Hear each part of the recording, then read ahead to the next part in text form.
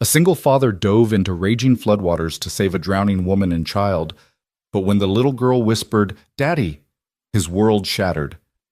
The woman he pulled from the river carried secrets about his dead wife, and the child in her arms was registered as his daughter, a daughter he never knew existed. What he thought was a rescue mission became the beginning of a nightmare that would force him to confront a past he believed was buried forever. Stay until the end to discover how this impossible mystery unravels, and comment what city you're watching from so I can see how far this story has traveled. The rain had become a living thing in Willow Creek, relentless, hungry, merciless. For 3 days and 3 nights, it had hammered the small mountain town with a fury that old-timers said they hadn't seen in 50 years. The kind of rain that didn't just fall, it attacked. It turned roads into rivers, yards into lakes, and the normally peaceful Willow Creek River into a churning monster that swallowed everything stupid enough to get close. Ethan Ward stood on his front porch at 4 a.m, coffee cup steaming in his calloused hands, watching the world drown. Sleep had become a luxury he couldn't afford, not with half the town at risk of flooding, not with the emergency sirens wailing every few hours, and definitely not with the memories that always surfaced when the rain came. 5 years.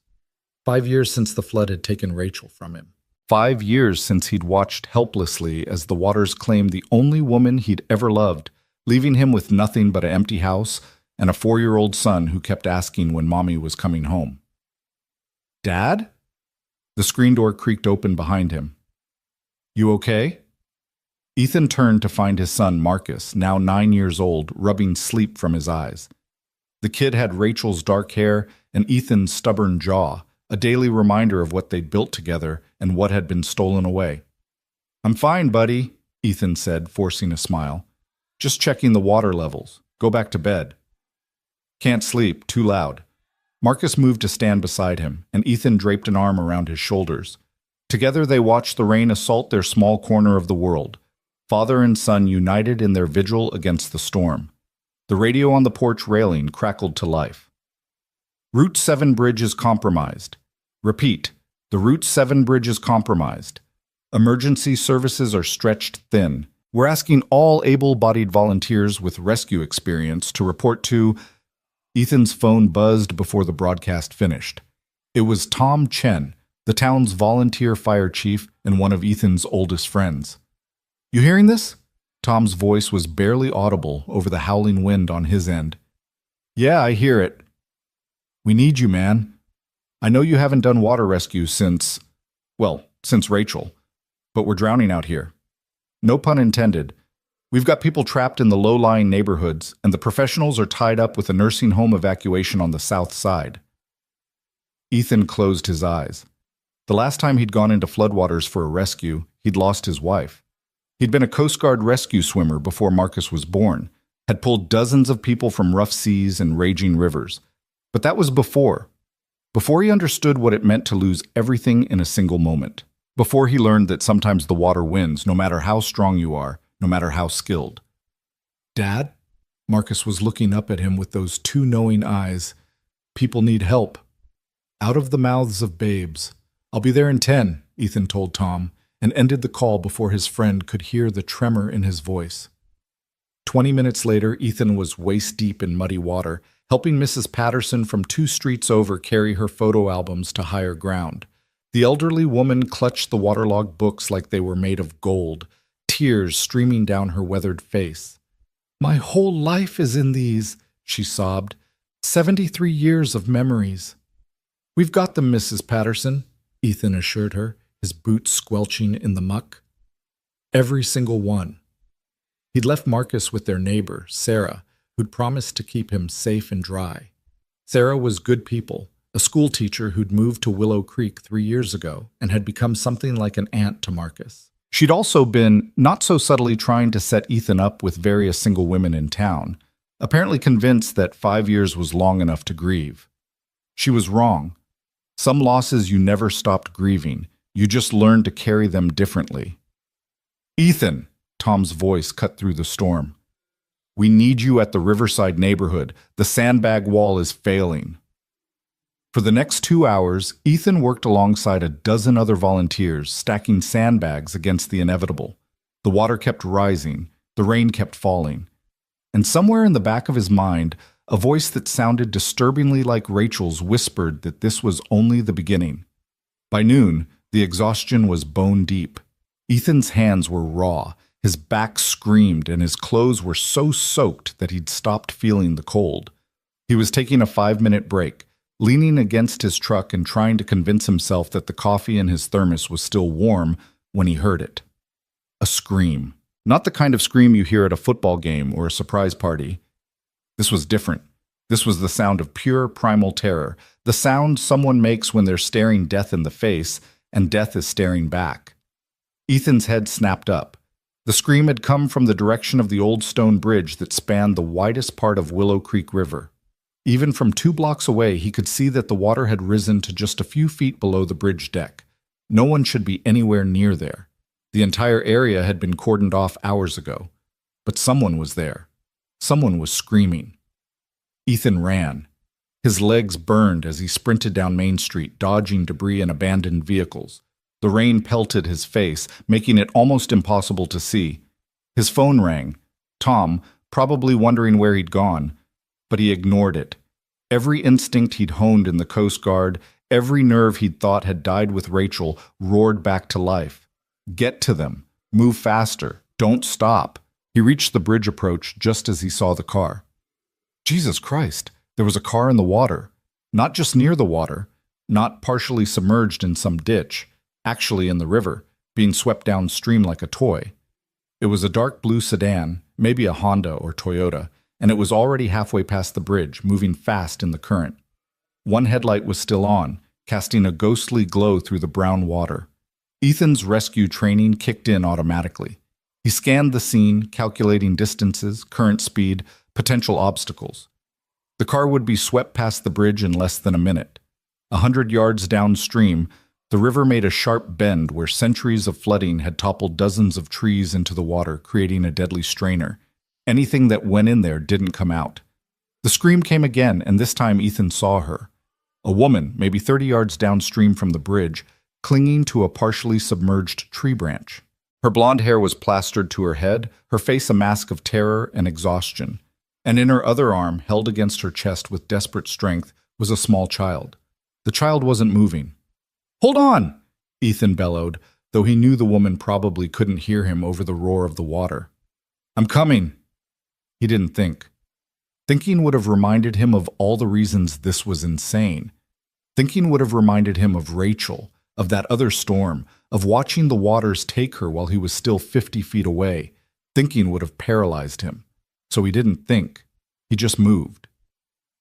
Ethan kicked off his boots, they'd only drag him down, and grabbed a coil of rope from a maintenance shed near the bridge. His hands moved on autopilot, tying a quick bowline around his waist and securing the other end to a steel girder. 20 feet of rope. Not enough to reach them directly, but maybe enough to get close. He said a silent prayer to a god he wasn't sure he believed in anymore and dove into the river. The cold hit him like a physical blow, driving the air from his lungs. The current grabbed him immediately, a massive hand trying to pull him under and downstream. Ethan fought against it, his arms slicing through the water in powerful strokes, his legs kicking with everything he had. The rope went taut, jerking him sideways. He'd reached the end of his tether, still 10 feet short of the woman and child. The branch they clung to was starting to crack. He could see the white splinters appearing in the bark, could hear it groaning even over the storm. "You have to let go of the branch," he shouted. "Kick toward me." The woman's eyes found his, and in them he saw something that made his heart clench. Not just fear, recognition, like she knew him, like she'd been waiting for him. "I can't," she screamed back. "I can't let go of her." "You have to. The branch is breaking. I'll catch you both. I promise." It was a promise he had no right to make. In water like this, with a current this strong, the odds of successfully grabbing both of them were maybe 1 in 3. The odds of getting all 3 of them back to shore alive? Even worse. But what else could he say? The woman looked down at the child in her arms. Ethan saw her lips move, saw her kiss the little girl's forehead. Then, with a courage he could only marvel at, she let go of the branch. The current took them immediately, sweeping them toward Ethan with terrifying speed. He braced himself, planted his feet against a submerged rock, and reached out with both arms. The woman's hand caught his wrist, her grip like iron despite her exhaustion. The force of the collision nearly tore his arm from the socket, but Ethan held on. He pulled them both against his chest, one arm around the woman's waist, and felt the small body of the child between them. "I've got you," he gasped. "I've got you both." He started pulling them back toward shore, hand over hand along the rope. The current fought him every inch, trying to drag them all downstream to those waiting trees, to the death that lurked in the strainer. His muscles screamed, his lungs burned. The cold was starting to sap his strength, making his movements sluggish. But he'd made a promise, and unlike 5 years ago, this time he was going to keep it. Halfway to shore, the woman went limp in his arms. She'd passed out, her body finally surrendering to the cold and exhaustion and terror. Now Ethan was supporting all three of them against the current, his arms wrapped around two bodies that seemed to weigh 1,000 pounds. "Come on," he growled through gritted teeth. "Come on, Ethan. You've done harder than this. Move." He pulled them another foot, then another. The shore was so close now, maybe 15 feet, but it might as well have been a mile. His vision was starting to tunnel. The cold was in his bones, making everything slow and heavy. Then he felt hands grabbing him, voices shouting. Tom and 2 other volunteers had seen what was happening and come running. They pulled on the rope, dragging all 3 of them through the shallows and up onto the muddy bank. Ethan collapsed onto his back, gasping, his entire body shaking. The rain pounded his face, but he barely felt it. He was alive. They were alive. "Get blankets!" Tom was yelling. "Someone call an ambulance! Ethan, buddy, you still with us?" "Yeah," Ethan managed. "Yeah, I'm here." He rolled onto his side, coughing up river water, and that's when he finally got a good look at the child he'd pulled from the river. A little girl, maybe 4 years old, with dark hair and pale skin. She wasn't moving. Her lips were blue. Tom was already starting CPR, his hands tiny compressions on her fragile chest. "Come on, sweetheart," Tom muttered. "Come on, breathe for me." Ethan dragged himself closer, his medical training fighting through the fog of exhaustion. Tilt her head back more. Clear the airway first. He reached out to help, his shaking hands positioning the girl's head, and that's when he saw her face clearly for the first time. The world stopped. She had hazel eyes. Even closed, he could see the shape of them, the delicate lashes. The same eyes that had looked at him from across a coffee shop 12 years ago and made him forget his own name. Rachel's eyes. And her nose. That little button nose with the slight upturn at the tip. Rachel's nose. And the shape of her face, the curve of her chin. "Oh my God," Ethan whispered. The little girl's eyes fluttered open. She coughed, water dribbling from her mouth, and dragged in a desperate breath. Her hazel eyes, Rachel's eyes, focused on Ethan's face. She looked at him for a long moment, confused and afraid and cold. Then she smiled, just a tiny quirk of her lips, and whispered one word that shattered Ethan's entire world. "Daddy." Ethan's vision blurred. His hands were still touching the little girl's face, still feeling the warmth returning to her skin. His mind was racing, rejecting what he'd heard, rejecting what couldn't possibly be real. He didn't have a daughter. He had Marcus. Only Marcus. Rachel had died pregnant with their second child. The doctors had confirmed it. The flood had taken them both, hadn't it? "Did she just—" Tom started, but Ethan wasn't listening. The little girl's eyes were closing again, her burst of consciousness fading. But before they shut completely, she reached up with one small, cold hand and touched Ethan's cheek. Her lips moved, forming words he could barely hear. "Don't leave again, Daddy." Then she went limp in his arms. "No, no, no," Ethan said, panic flooding his chest. "Stay with me, sweetheart. Stay with me." The ambulance arrived seconds later, sirens wailing through the storm. Paramedics surrounded them, taking the little girl from Ethan's arms, checking vitals, barking medical jargon at each other. They loaded her onto a gurney, wrapped her in silver thermal blankets, started an IV with practiced efficiency. "Sir, we need to check you out too," one of the paramedics said to Ethan. "You're hypothermic?" "The woman," Ethan interrupted. "The woman I pulled out with her. Where is she?" He looked around and found her 10 feet away, surrounded by her own team of paramedics. She was conscious now, barely, her eyes blinking slowly as they examined her. She was saying something, her lips moving, but Ethan couldn't hear her over the chaos. "Both of them are going to County General," the paramedic told him. "You should come too, sir. You've been in that water for—" "I'm fine," Ethan lied. He wasn't fine. Nothing about this was fine. That little girl had called him Daddy. She had Rachel's eyes. She had— No, it wasn't possible. There had to be an explanation. Confusion from the trauma, maybe. Or mistaken identity. Maybe she thought he was someone else. Kids got confused when they were scared and hurt. That had to be it. But then why did she have Rachel's eyes? "Ethan," Tom gripped his shoulder. "Let them check you out. You nearly died out there." "I said I'm fine." "You're not fine. You're in shock. I can see it. Come on, man. Let them help you." Ethan wanted to argue, wanted to push Tom away and run after that ambulance, to demand answers from a little girl who couldn't possibly have them. But his body was shutting down, the adrenaline finally draining away and leaving nothing but bone-deep cold and exhaustion. He let them wrap him in blankets, let them guide him into the ambulance, let them stick an IV in his arm and take his blood pressure and shine lights in his eyes. But he never stopped thinking about those hazel eyes. Those eyes that shouldn't exist. That little girl who shouldn't exist. And that one impossible word, Daddy. The ride to County General Hospital was a blur of flashing lights and urgent voices. Ethan sat on the ambulance bench, wrapped in thermal blankets that did nothing to stop his shivering, watching the paramedics work on the little girl. She was so small on that gurney, surrounded by equipment and tubes and monitors beeping urgently. "Vitals are stabilizing," one of the paramedics reported. "Core temp is coming up. That's good. That's really good."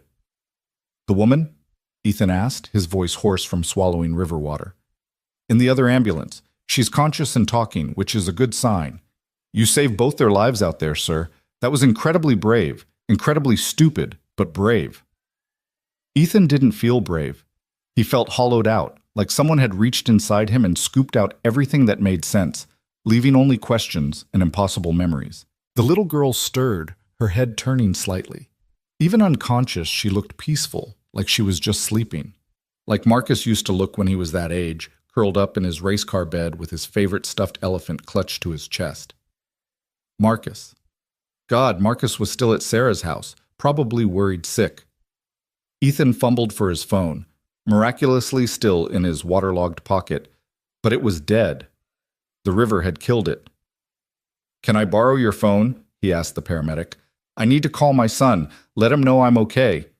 The paramedic handed over his cell without hesitation. Ethan dialed Sarah's number from memory.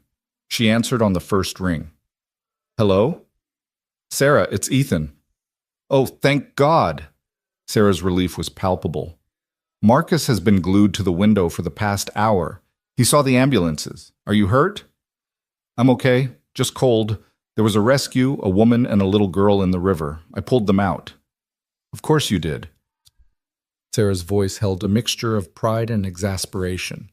"Because apparently you have a death wish. Does Marcus need to worry about losing another parent?" The words hit harder than she probably intended. "I'm fine, Sarah, really. I'll be at County General for observation, probably a few hours. Can you keep Marcus a bit longer?" "You know I can. Take care of yourself, Ethan. Marcus needs you." "I know." He ended the call and handed the phone back, his eyes returning to the little girl. In the harsh ambulance lighting, he could see details he'd missed on the riverbank. A small scar above her right eyebrow, a smattering of freckles across her nose. Her dark hair, still wet from the river, had a slight curl to it. Rachel's hair had curled exactly like that when it was wet. "Stop it," Ethan told himself. "You're seeing what you want to see. Grief playing tricks on you. It's been 5 years and you're still looking for her in every face, every stranger. This little girl just happens to have similar features. That's all. That's—" "Daddy." Ethan's breath caught. The little girl's eyes were open, staring directly at him. Those impossible hazel eyes, lucid now, focused and aware. "Hi, sweetheart," he said gently, moving closer. "You're safe now. You're in an ambulance. We're taking you to the hospital." "You came back." Her voice was barely a whisper, scratchy and weak. "You found us." Ethan didn't know what to say. I pulled you from the river, you and the woman you were with. Do you remember? The little girl nodded slowly. Aunt Claire, is she okay? She's in another ambulance. The paramedics say she's going to be fine. Relief flooded the little girl's face. She tried to save me. She told me to hold on tight. She said, her eyes welled with tears. She said my daddy would come. And you did. Ethan's heart was hammering so hard he thought it might crack his ribs. Sweetheart, I think maybe you're confused. The water was cold, and sometimes when people are scared, you're Ethan Ward. She said his name with complete certainty. You have a son named Marcus. You used to save people in the ocean before you came home. And you're my daddy. The ambulance suddenly felt too small, the air too thin. How did she know these things? How did she know Marcus's name? How did she... What's your name? Ethan asked, his voice barely steady. The little girl's hand found his, her small fingers wrapping around his much larger ones. Lila, she said. My name is Lila Ward. The world tilted. Lila. Rachel's favorite name. They'd talked about it once, years ago, lying in bed on a lazy Sunday morning. If we have a daughter, Rachel had said, tracing patterns on his chest, I want to name her Lila. It means night in Hebrew, beautiful and mysterious, just like she'll be. But they'd never had a daughter. They'd had Marcus, and then they'd been trying for a second child, and then the flood. How old are you, Lila? Ethan asked. 4.5. She said it with the pride of a child who counted every half year as a major milestone. My birthday was in April. 4.5 years old, which meant she would have been born. Ethan did the math in his head, even though part of him didn't want to, 4.5 years ago. 9 months before that would be July, 5 years ago, the month before Rachel died. No, it still didn't make sense. Rachel had been pregnant when she died. The medical examiner had confirmed it. 8 weeks pregnant. They'd been so happy, starting to plan for their growing family. And then the flood had come and taken her, taken their unborn child, taken everything. Unless... Lila, where's your mommy? Ethan asked, though his throat felt like it was closing. The little girl's eyes filled with tears. Mommy went away, a long time ago. Aunt Claire said Mommy had to go away to keep me safe, but she left me with Aunt Claire and said, she said one day my real daddy would find me. Ethan couldn't breathe. The pieces were there, scattered around him like a jigsaw puzzle. But they couldn't possibly fit together the way his mind was trying to make them fit. It was impossible. It was, we're here, the paramedic announced as the ambulance lurched to a stop. County General, let's get her inside. The next hour was chaos. Ethan was separated from Lila, taken to one examination room while she went to another. Doctors poked and prodded him, took his temperature, listened to his lungs, declared him remarkably intact for someone who took a swim in a raging river. They wanted to admit him overnight for observation, but he refused.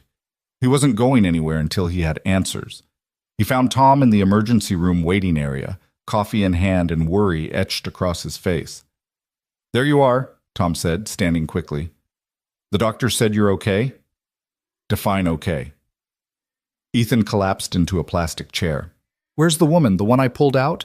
I need to talk to her. Claire something or other. She's 2 rooms down being treated for hypothermia and exhaustion. Awake and coherent, from what I heard. Why?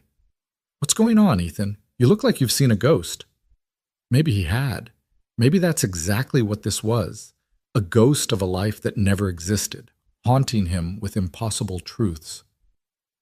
The little girl, Ethan said. Lila, she called me Daddy, Tom frowned. Yeah, I heard that on the riverbank. Must have been confused. Trauma does strange things to... She knows my name, Tom. She knows Marcus's name. She said... Ethan's voice broke. She said her name is Lila Ward. Tom's frown deepened. Ward? As in, your last name. As in my last name.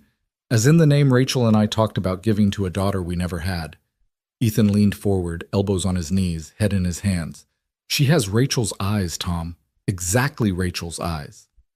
Ethan, that's not possible. Rachel died 5 years ago. You saw it happen. I know what I saw. I know what the medical examiner told me. But I also know what I'm seeing right now. Ethan looked up at his friend. I need to talk to that woman, Claire. I need to know what the hell is going on. Before Tom could respond, a young nurse approached them, clipboard in hand and a confused expression on her face. Are you Ethan Ward? She asked. Yes. There's a situation with the child you brought in, Lila. The nurse glanced at her clipboard as if it might suddenly make more sense.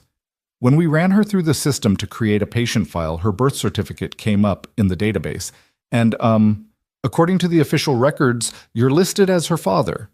Ethan felt like he'd been punched. That's not possible. I understand this must be confusing, but it's right here in the state registry. She turned the clipboard to show him. There, in black and white, was a birth certificate for Lila Marie Ward. Date of birth, April 15th, 5 years ago. Mother, Rachel Ann Ward. Father, Ethan James Ward.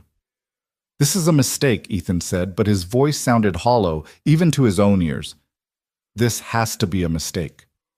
Sir, I just processed the paperwork, but if you're saying you didn't know about this child, we may need to contact Child Services. No. The word came out sharper than Ethan intended. No, don't do that yet. Let me talk to the woman who was with her, Claire. Where is she? The nurse hesitated, then gestured down the hallway. Room 7, but she's... Ethan was already moving, Tom scrambling to follow. They found room 7 at the end of the corridor, its door slightly ajar. Inside, a blonde woman sat propped up on a hospital bed, an IV in her arm, and exhaustion carved into every line of her face. She was maybe 35, with the kind of features that suggested she'd been beautiful before whatever hell she'd been through had worn her down. Her eyes met Ethan's as he entered, and recognition flashed across her face. Not surprise, recognition, like she'd been expecting him. Ethan Ward, she said, her voice hoarse but steady. I was hoping you'd come. You know who I am. Yes. Claire tried to sit up straighter and winced. I've known about you for almost 5 years. Rachel made sure I knew everything about you. The name hit him like a physical blow. Rachel. My wife, Rachel. Yes. My wife who died 5 years ago. Yes. Ethan moved closer to the bed, his hands clenched into fists at his sides. Then you need to explain to me how the hell there's a 4-year-old girl out there who has a birth certificate with my name on it. You need to explain how she has my wife's eyes. You need to explain... His voice broke. He couldn't finish. Claire's eyes welled with tears. I will, she said softly. I'll explain everything. But you need to sit down, Ethan. Because what I'm about to tell you, it's going to change everything you thought you knew about the day Rachel died. Ethan sank into the visitor's chair beside the bed, Tom standing behind him like a silent anchor. His whole body was shaking, and not from the cold anymore. Tell me, he said. Tell me everything. Claire took a shaky breath. Rachel didn't die in that flood, Ethan. Not right away. The words hung in the air between them like a grenade with the pin pulled. Rachel didn't die in that flood. Not right away. Ethan's mind rejected them instantly, violently, the way a body rejects a transplanted organ that doesn't match. That's not possible, he said, his voice barely a whisper. I was there. I saw the car go into the water. I dove in after her. I searched for hours. They found her body 3 days later, downstream near Miller's Bend. I identified her myself.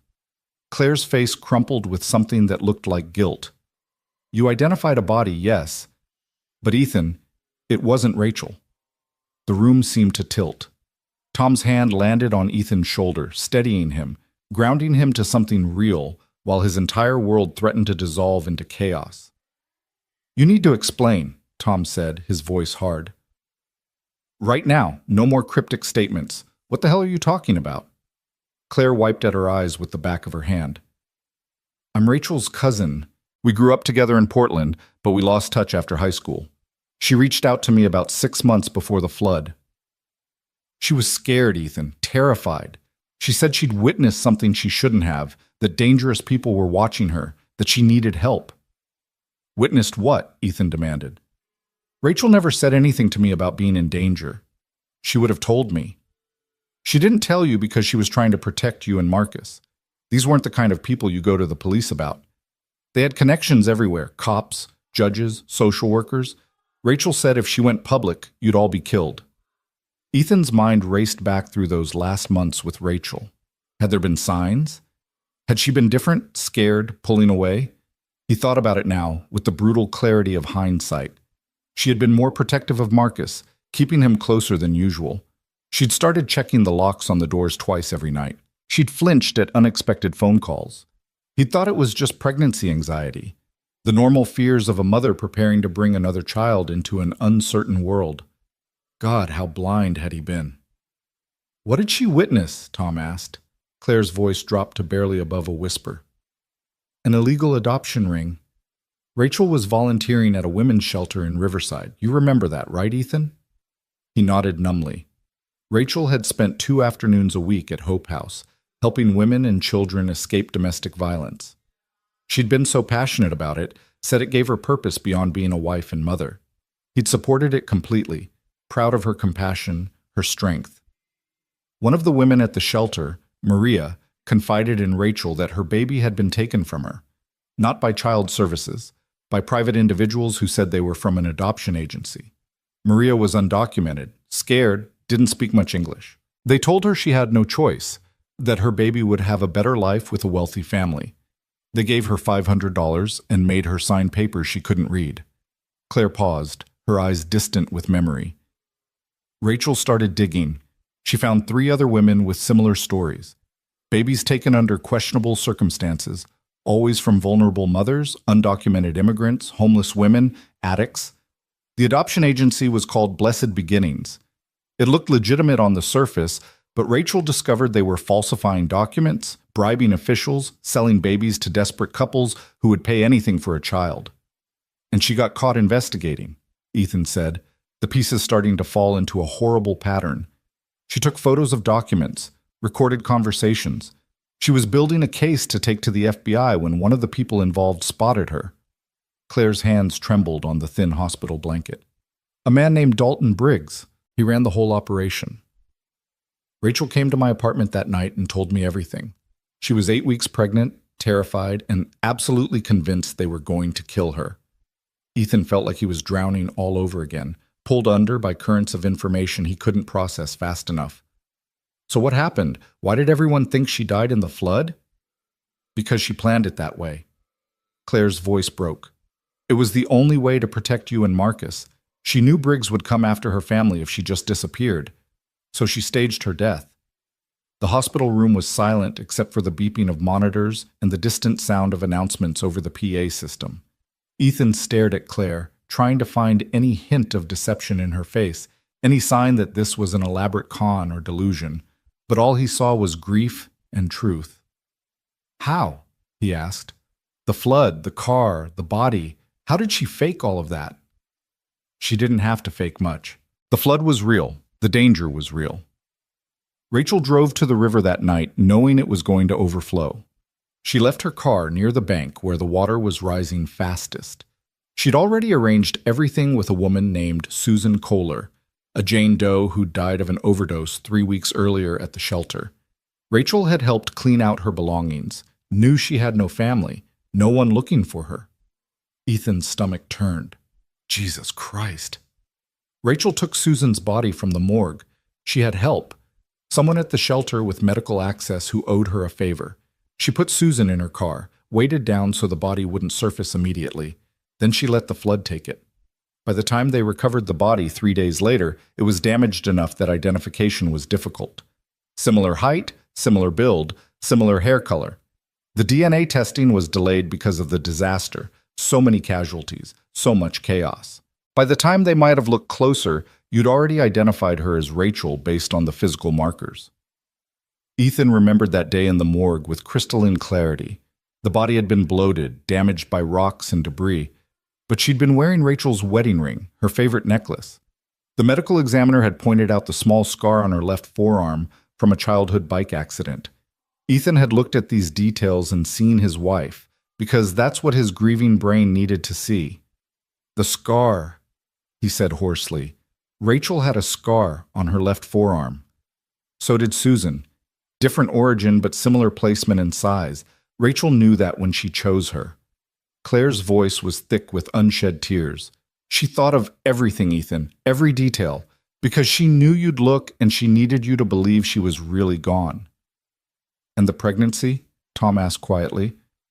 The medical examiner said she was 8 weeks pregnant.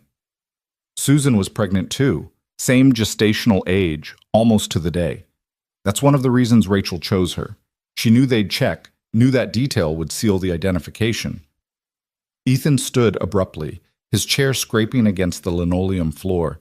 He couldn't sit still, couldn't contain the storm of emotions tearing through him.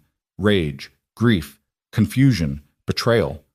They all crashed together into something too big to name. She let me think she was dead, he said, his voice shaking. For 5 years she let me mourn her. She let Marcus grow up thinking his mother was dead. Do you have any idea what that did to him? What that did to us? She did it to save your lives, Claire said, tears streaming down her face now. Briggs would have killed you both if he'd thought Rachel was alive and hiding. Your grief had to be real, Ethan. You had to genuinely believe she was gone.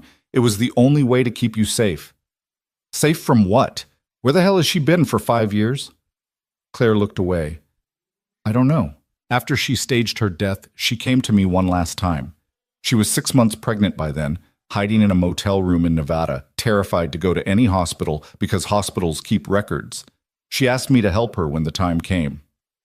You delivered Lila, Ethan said, in a roadside motel outside Reno, with nothing but towels and prayers and a first aid kit from a gas station. It was the most terrifying night of my life. Claire's voice was distant, lost in memory. But Lila was perfect. 10 fingers, 10 toes, Rachel's eyes, and your stubborn chin. She was so beautiful, Ethan. And then what? Rachel just abandoned her daughter? She didn't abandon her. Claire's voice rose, defensive and fierce. She loved that baby more than anything. But Briggs's people were still looking for her. She couldn't take Lila with her. A woman traveling alone with an infant draws attention. So she left Lila with me. Temporarily, she said. Just until she could find solid evidence against Briggs, until she could bring him down and make it safe to come home. 4.5 years, Ethan said bitterly. That's a hell of a temporary arrangement. She never stopped trying. She sent me money every month, called whenever it was safe. She was gathering evidence, building a case, but Briggs was always one step ahead. Every time she got close, he'd cover his tracks. 3 years ago, she told me she had something concrete, documentation that would destroy him. She was going to turn it over to a federal prosecutor she trusted. That was the last time I heard from her. The room fell silent. Ethan knew what was coming before Claire said it. I think Briggs found her, Claire whispered. I think this time the death was real. Ethan sank back into the chair, all the fight draining out of him. If Rachel had really been alive all this time, working to protect them, fighting to come home, and then been killed when she was finally close to succeeding, the tragedy of it was almost too much to bear. Why come back now? Tom asked. Why bring Lila here, to Willow Creek? Because I had no choice, Claire said. A week ago, someone broke into my apartment in Portland. They ransacked it, looking for something. I think Briggs's people somehow found out about Lila, about the connection to Rachel. I grabbed what I could, took Lila, and ran. I was trying to get to my sister's place in Eugene when the flood hit. The roads were all closed, detours everywhere. I ended up on that bridge and the car just went into the water. And Lila knew about me, Ethan said. She called me Daddy. Rachel made me promise to tell her about you. Every night before bed, we'd talk about her daddy, Ethan, who used to save people from the ocean. About her big brother, Marcus, who loved dinosaurs and racing cars. About the home she'd have one day when it was safe. Lila's been waiting her whole life to meet you. Ethan's eyes burned. He thought about that little girl in the other room, the daughter he never knew existed, who'd been raised on stories of a father she'd never met. The daughter Rachel had given up everything to protect. I want to see her, he said, right now. The doctor said she needs rest, Claire started. I don't care what the doctor said. That's my daughter. I need to see her. Tom gripped his shoulder again. Let me go check on her condition, see if visitors are okay. Just give me 5 minutes. After Tom left, Ethan and Claire sat in heavy silence. There were 1,000 questions he should ask, 1,000 details he needed to understand. But only one thing really mattered. "Do you think Rachel's really dead?" he asked. Claire's face crumpled. "I don't know.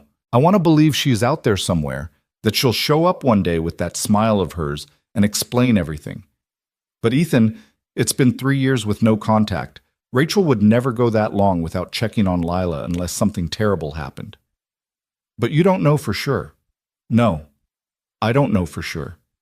It was a thread of hope, thin and fragile, but Ethan grabbed onto it anyway.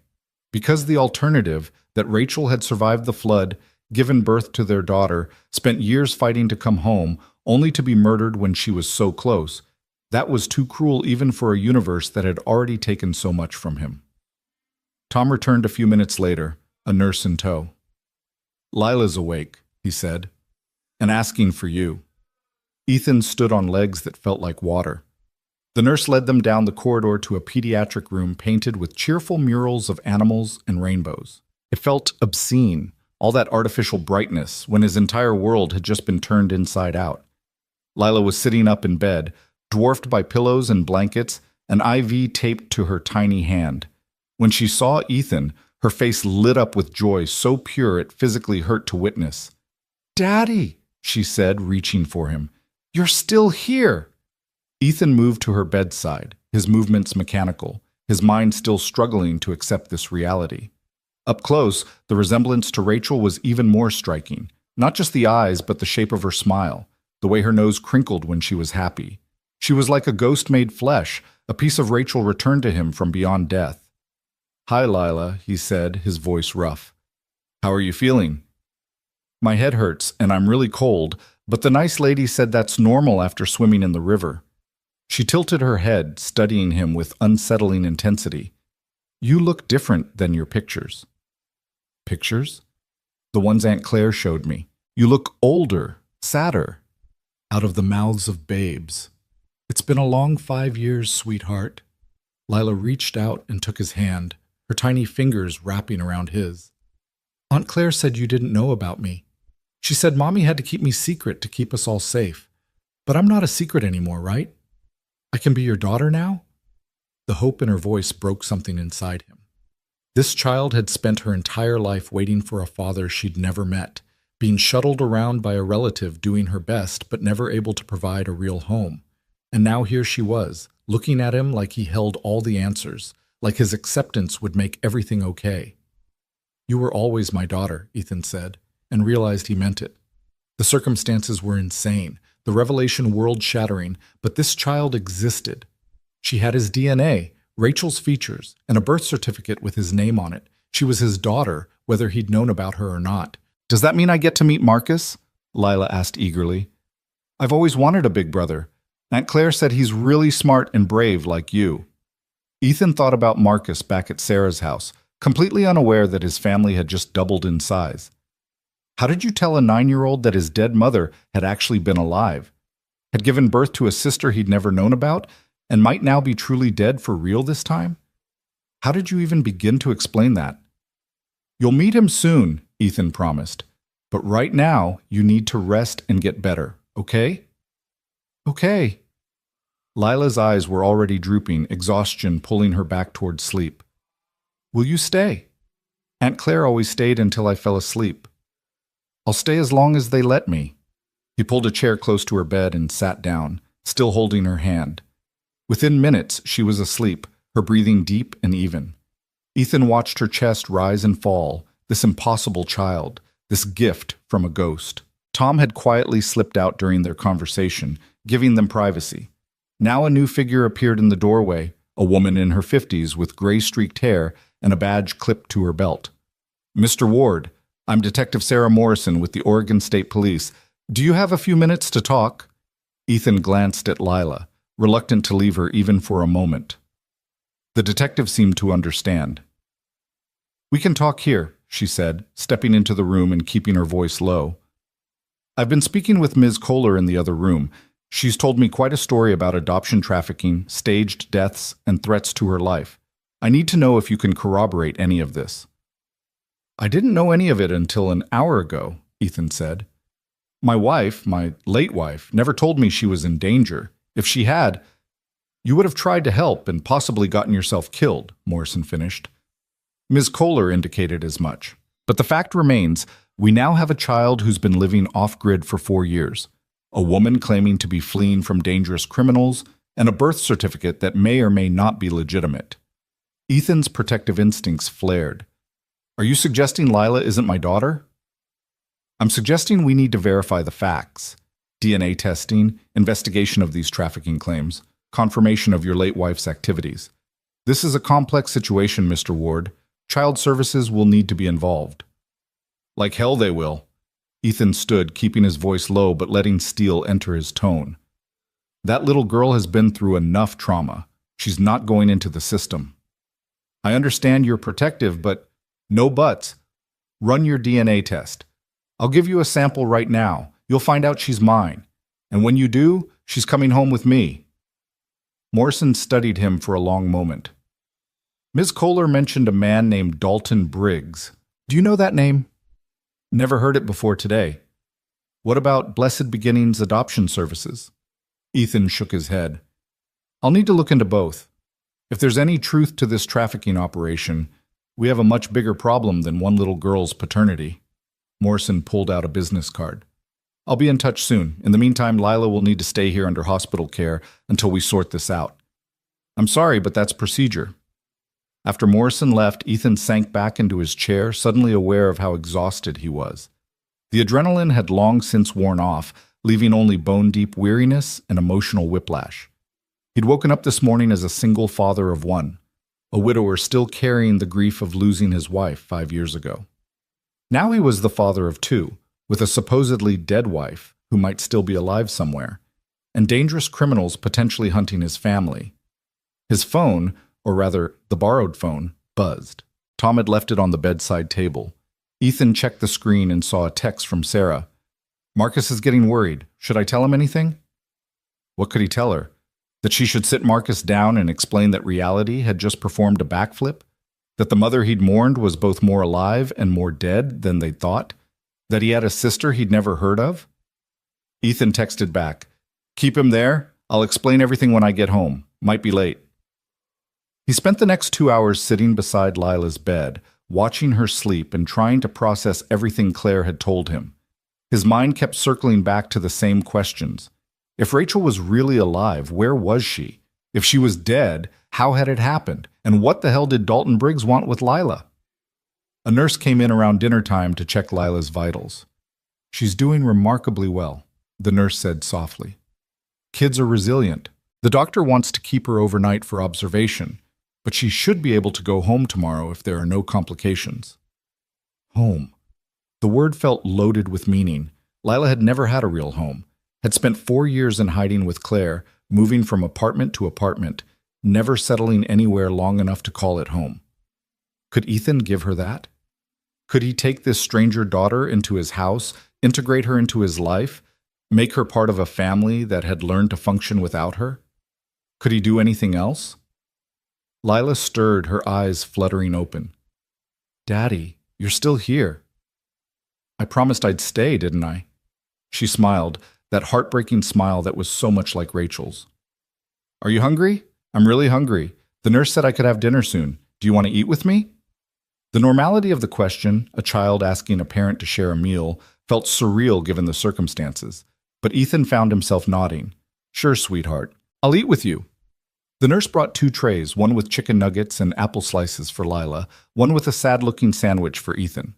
They ate together in companionable silence, Lila occasionally offering observations about the food or the room or the stuffed bear the nurses had given her. His name is River, she announced, holding up the bear. Because that's where Daddy found me. That's a good name, Ethan said. Do you think Marcus will like him? Will Marcus like me? The vulnerability in her voice cut deep. Marcus is going to love you, Ethan said, hoping it was true. He's always wanted a sibling. Really? Lila's eyes lit up. Aunt Claire said I might have to work hard to get him to like me, that big brothers can be mean sometimes. Marcus isn't mean. He's a good kid, A little shy sometimes, but good. Ethan set down his sandwich. Lila, did Aunt Claire tell you much about your mom? About Rachel? Lila's expression grew serious. She said Mommy was the bravest person she ever knew, that she was fighting bad people to keep us safe, and that she loved me more than anything, even though she couldn't be with me. That's all true, Ethan said. Your mom was incredibly brave. Is she ever coming back? The question hung in the air between them. Ethan wanted to say yes, wanted to give this little girl the hope that one day her mother would return. But he'd learned the hard way that false hope could be crueler than honesty. I don't know, he said finally. I wish I did, but I don't. Lila nodded, accepting this with the resigned wisdom of a child who'd already learned that life didn't always have happy endings. That's what Aunt Claire always said too, but she said even if Mommy can't come back, I'll always have you and Marcus. Is that true? Yes, Ethan said without hesitation. That's true. You'll always have us. A soft knock on the door interrupted them. Claire stood there, leaning heavily on a nurse's arm, an IV pole wheeling beside her. I told them I needed to check on Lila, she said. They weren't happy about it, but I can be persuasive when motivated. Aunt Claire! Lila's whole face lit up. Look, I have a bear, and Daddy's been here the whole time, just like he promised. Claire's eyes met Ethan's over Lila's head, gratitude and guilt mixing in her expression. Can we talk? She asked quietly. There's more I need to tell you. Ethan glanced at Lila, who was busy showing River the bear all the features of the hospital room. Lila, I'm going to step outside with Aunt Claire for a few minutes. Will you be okay? I'm okay.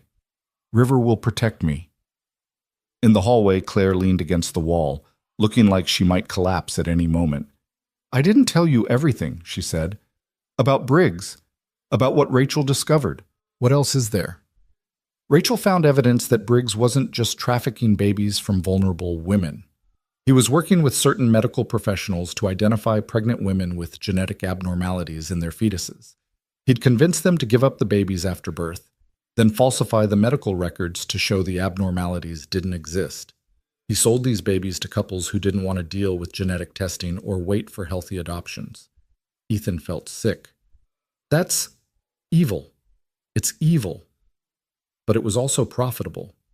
Rachel estimated he'd done this with at least 20 babies over 5 years, and that was just in Oregon. She found evidence he had connections in Washington and California too. Why are you telling me this now? Claire's voice dropped even lower. Because one of the couples who bought a baby from Briggs was Senator James Hartley and his wife, the senator who's currently running for governor of Oregon. If that connection ever came to light, it would destroy his career. The implications crashed over Ethan like a wave. So we're not just dealing with some criminal running an adoption ring. We're dealing with someone who has powerful connections, political protection.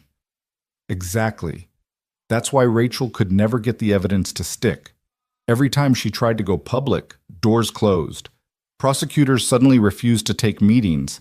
FBI agents claimed they couldn't verify her information. Briggs has protection all the way up. And you brought Lila here. I didn't know where else to go. My apartment was compromised, my phone probably tapped. I couldn't lead them to my sister.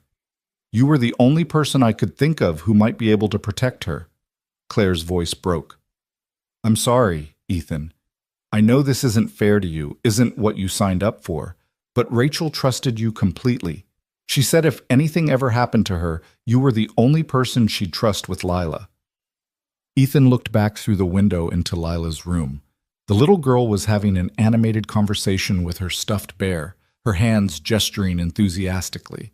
She looked so small in that hospital bed, so fragile, and yet she'd survived 4 years in hiding, a car crash into a flooded river, and the revelation that the father she'd dreamed about for so long was a complete stranger who didn't even know she existed. She was tougher than she looked. She was Rachel's daughter, after all. What did Rachel tell you about me? Ethan asked. When she left Lila with you, what did she say? Claire's expression softened. She said you were the best man she'd ever known, that you'd dive into any storm to save someone who needed help, that you'd protect Lila with your life once you knew she existed. She said, Claire's voice caught. She said her only regret about faking her death was that she couldn't tell you the truth. that lying to you broke her heart more than leaving ever could. Ethan's eyes burned. He'd mourned Rachel for 5 years, had slowly rebuilt his life around the hole she'd left behind, and now he was learning that she'd been out there somewhere, loving him from a distance, fighting to come home, carrying that same grief he'd been carrying. It was almost too much. "I need to tell Marcus," he said. "I need to figure out how to explain this to my son." "Our son," Claire corrected gently.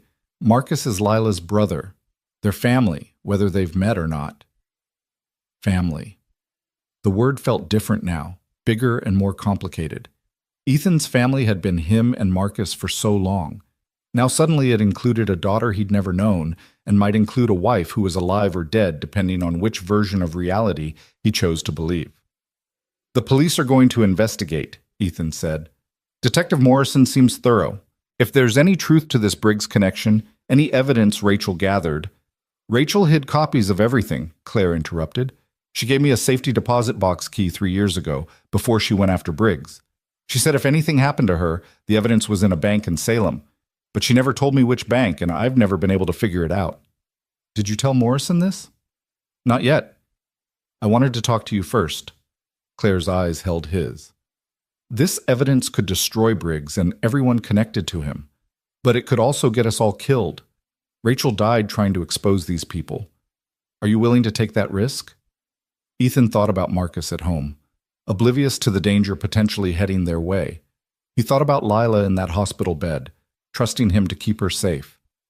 He thought about Rachel, who'd sacrificed everything trying to protect them all. "I won't let them hurt my family," he said. "Not again. So yes, I'm willing to take the risk. But we do this smart. We find that evidence, we give it to people we can trust, and we make damn sure Briggs goes down so hard he never gets back up." Claire nodded slowly. "Rachel was right about you. You really are the best man she ever knew. I was the man she lied to for 5 years. To protect you. To protect Marcus. To protect the daughter you didn't know you had." Claire reached out and gripped his arm.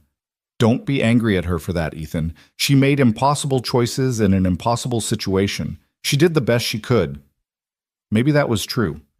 Maybe Rachel had made the only choices available to her, but that didn't make them hurt any less. It didn't change the fact that Ethan had spent 5 years grieving a death that hadn't happened, raising their son alone when he could have had help, missing the first 4 years of his daughter's life. But it also didn't change the fact that somewhere out there, Dalton Briggs and his associates were probably looking for Lila right now. And if they found her, all of Rachel's sacrifices would be for nothing. "I need to get home," Ethan said. "I need to talk to Marcus before he hears about this from someone else. Can you stay with Lila tonight?" "Of course, I'm not going anywhere." Claire's smile was tired but genuine. "She's safe here, Ethan. Hospital security, police involvement. They're not going to try anything in such a public place." Ethan wanted to believe that, but he'd learned today that the world was far more dangerous than he'd thought, that people he should have been able to trust, police, judges, officials, might be compromised. He couldn't assume anywhere was truly safe anymore. He went back into Lila's room. She was dozing again, River the bear clutched to her chest. Ethan leaned down and kissed her forehead gently. "I'll be back tomorrow," he whispered. "I promise." Her eyes opened just a crack.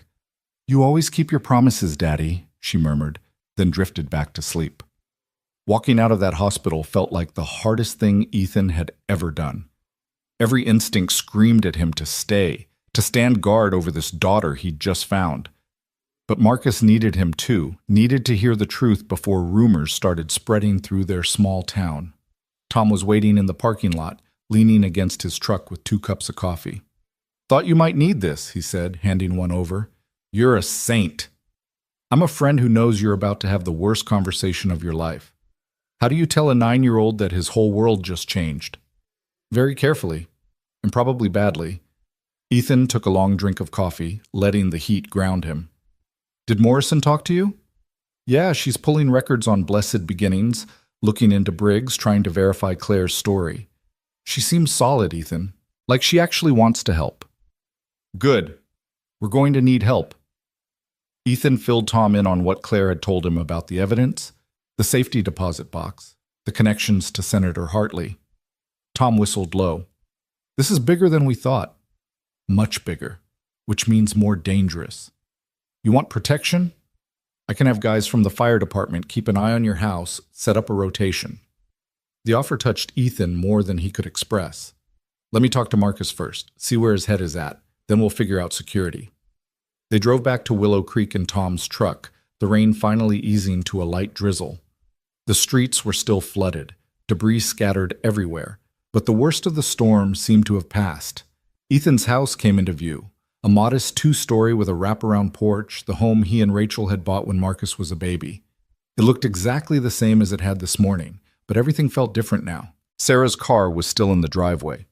Through the living room window, Ethan could see her and Marcus sitting on the couch, probably watching a movie to distract from the storm. Normal domestic life, about to be shattered by impossible truths. You want me to come in? Tom asked. No, this is something I need to do alone. But thanks for everything today, Tom. I mean it. That's what friends are for. Call me if you need anything. And I mean anything. Middle of the night. Doesn't matter. I'm here. After Tom drove away, Ethan stood on his own porch for a long moment, gathering courage. Through the window, he could see Marcus laughing at something on TV, his whole face lit up with simple joy. In a few minutes, that joy would be complicated by confusion, questions, probably anger. Ethan had to tell him anyway. He opened the door. Dad! Marcus jumped up from the couch, relief flooding his face. You're okay. Sarah said you pulled people out of the river, but you were fine, but I was still worried, and I'm fine, buddy, Ethan assured him, pulling Marcus into a tight hug. I'm okay. Sarah stood, reading something in Ethan's expression. I should go, she said quietly. Marcus, it was fun hanging out with you today. Thanks for letting me stay, Miss Sarah. After she left, it was just the two of them, father and son, the family unit they'd been for 5 years. About to become something different, something bigger, something neither of them had prepared for. Dad? Marcus's voice was uncertain. What's wrong? You look weird. Ethan sat down on the couch, patting the cushion beside him. Come here, Marcus. We need to talk. Marcus settled onto the couch beside his father, his expression shifting from curiosity to concern as he registered the gravity in Ethan's eyes. Outside, the rain had diminished to a whisper against the windows, but inside the house, tension filled the air like electricity before a lightning strike. Is someone hurt? Marcus asked. Did something bad happen with the rescue? No, everyone's okay. Better than okay, actually.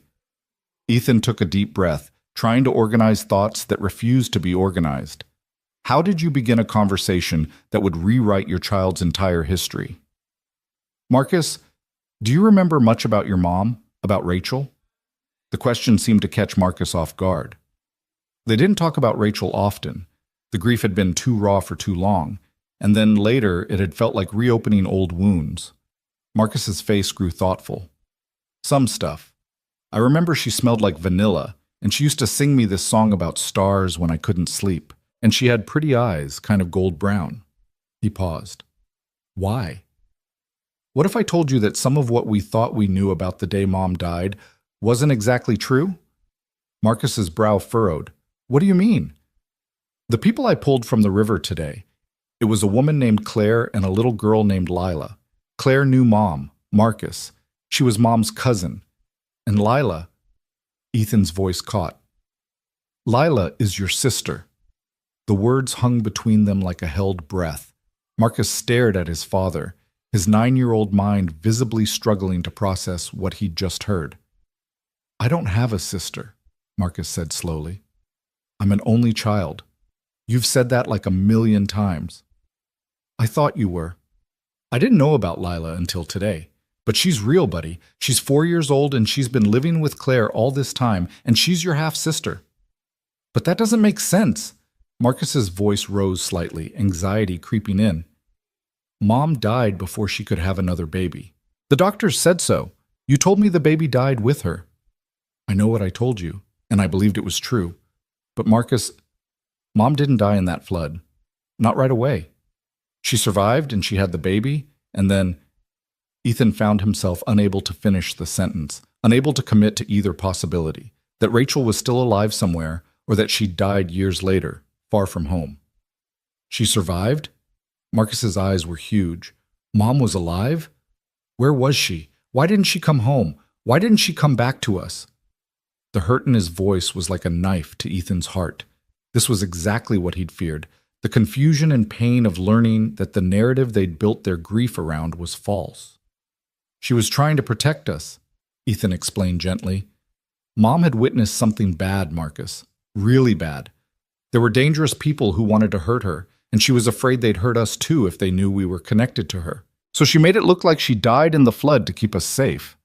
That's stupid, Marcus's voice cracked.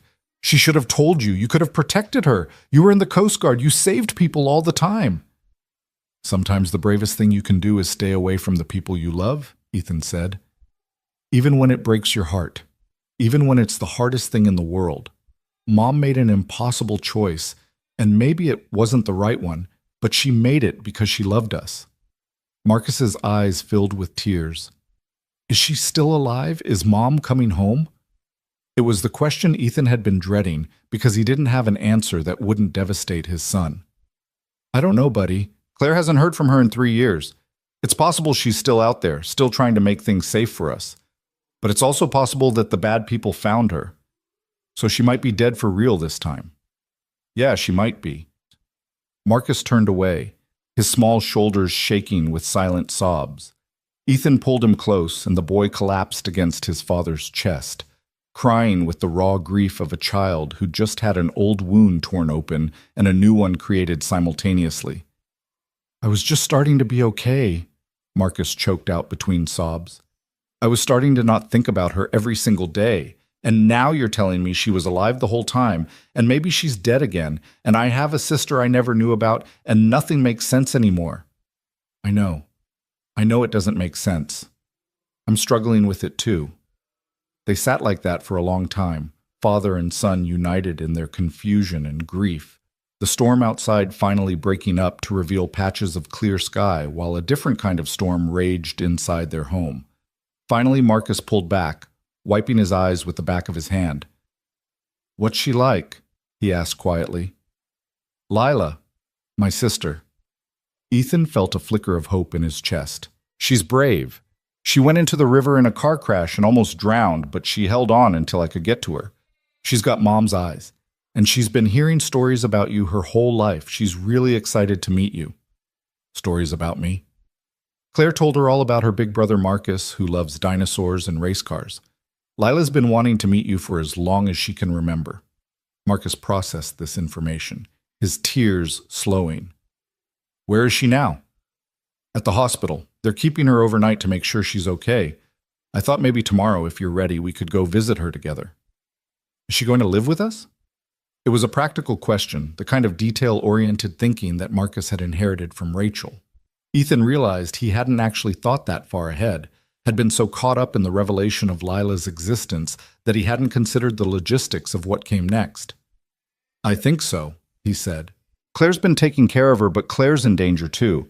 The bad people who were after Mom are now after them. The safest place for Lila is with us, with her family. Do I have to share my room? The question was so normal, so typically 9-year-old, that Ethan almost laughed. No, buddy, we'll set up the guest room for her. It'll be her own space. Marcus nodded slowly, his mind clearly working through the implications. Is she going to call you Dad? She already does. She calls me Daddy. Something flickered across Marcus's face. Jealousy, maybe, or possessiveness. That's what I used to call you when I was little. You can still call me that if you want. Or Dad. Or whatever feels right. There's no rules about this, Marcus. We're all figuring it out as we go. Does she know about me? She knows all about you, and she really wants to be your sister. Marcus picked at a loose thread on the couch cushion, his expression troubled. What if I'm not good at being a big brother? What if she doesn't like me? Ethan's heart ached for his son, already anxious about living up to expectations in a situation none of them had chosen. You're going to be a great big brother. You're kind, you're smart, and you're brave. Lila's going to think you're the coolest person in the world. Did Mom talk about me? To Lila, I mean. Did she tell Lila stories about me? According to Claire, Mom talked about you all the time. About how proud she was of you, how much she loved you, Lila's grown up knowing she has this amazing brother waiting for her. Fresh tears spilled down Marcus's cheeks. "I wish Mom was here," he whispered. "I wish she could explain all this herself." "Me too, buddy. Me too." They sat together in the growing darkness, neither one moving to turn on the lights. Outside, the clouds were breaking apart, revealing a spectacular sunset, golden light streaming through gaps in the storm clouds, painting the flooded streets in shades of amber and rose. It seemed impossible that the world could be so beautiful when everything felt so chaotic. Ethan's borrowed phone buzzed, a text from Detective Morrison. "DNA results expedited due to circumstances. Should have preliminary results by morning. Need to speak with you ASAP about safety concerns." Safety concerns. The words sent a chill down Ethan's spine. He'd been so focused on the emotional bombshell of Lila's existence that he'd almost let himself forget about the danger Claire had described. Dalton Briggs and his organization were still out there, still a threat, possibly already looking for the little girl who represented evidence that could destroy them.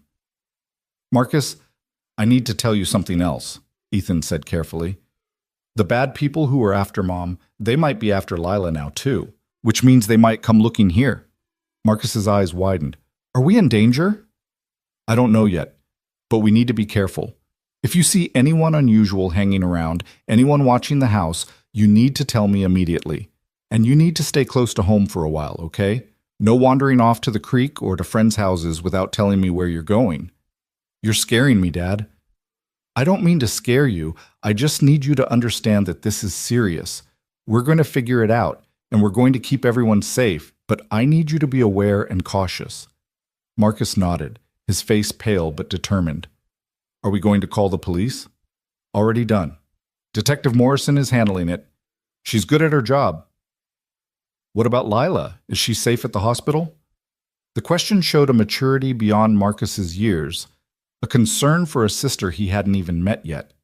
"She's safe for now. Hospital security, police presence, and Claire is staying with her. Tomorrow we'll figure out a better long-term plan." They ordered pizza for dinner. Neither of them had the energy to cook, and ate in front of the TV, seeking the mindless comfort of animated movies. But Ethan couldn't focus on the screen. His mind kept circling back to the same questions. Where was Rachel? If she was alive, why hadn't she contacted Claire in 3 years? If she was dead, how had it happened? And what evidence had she hidden away that was worth killing for?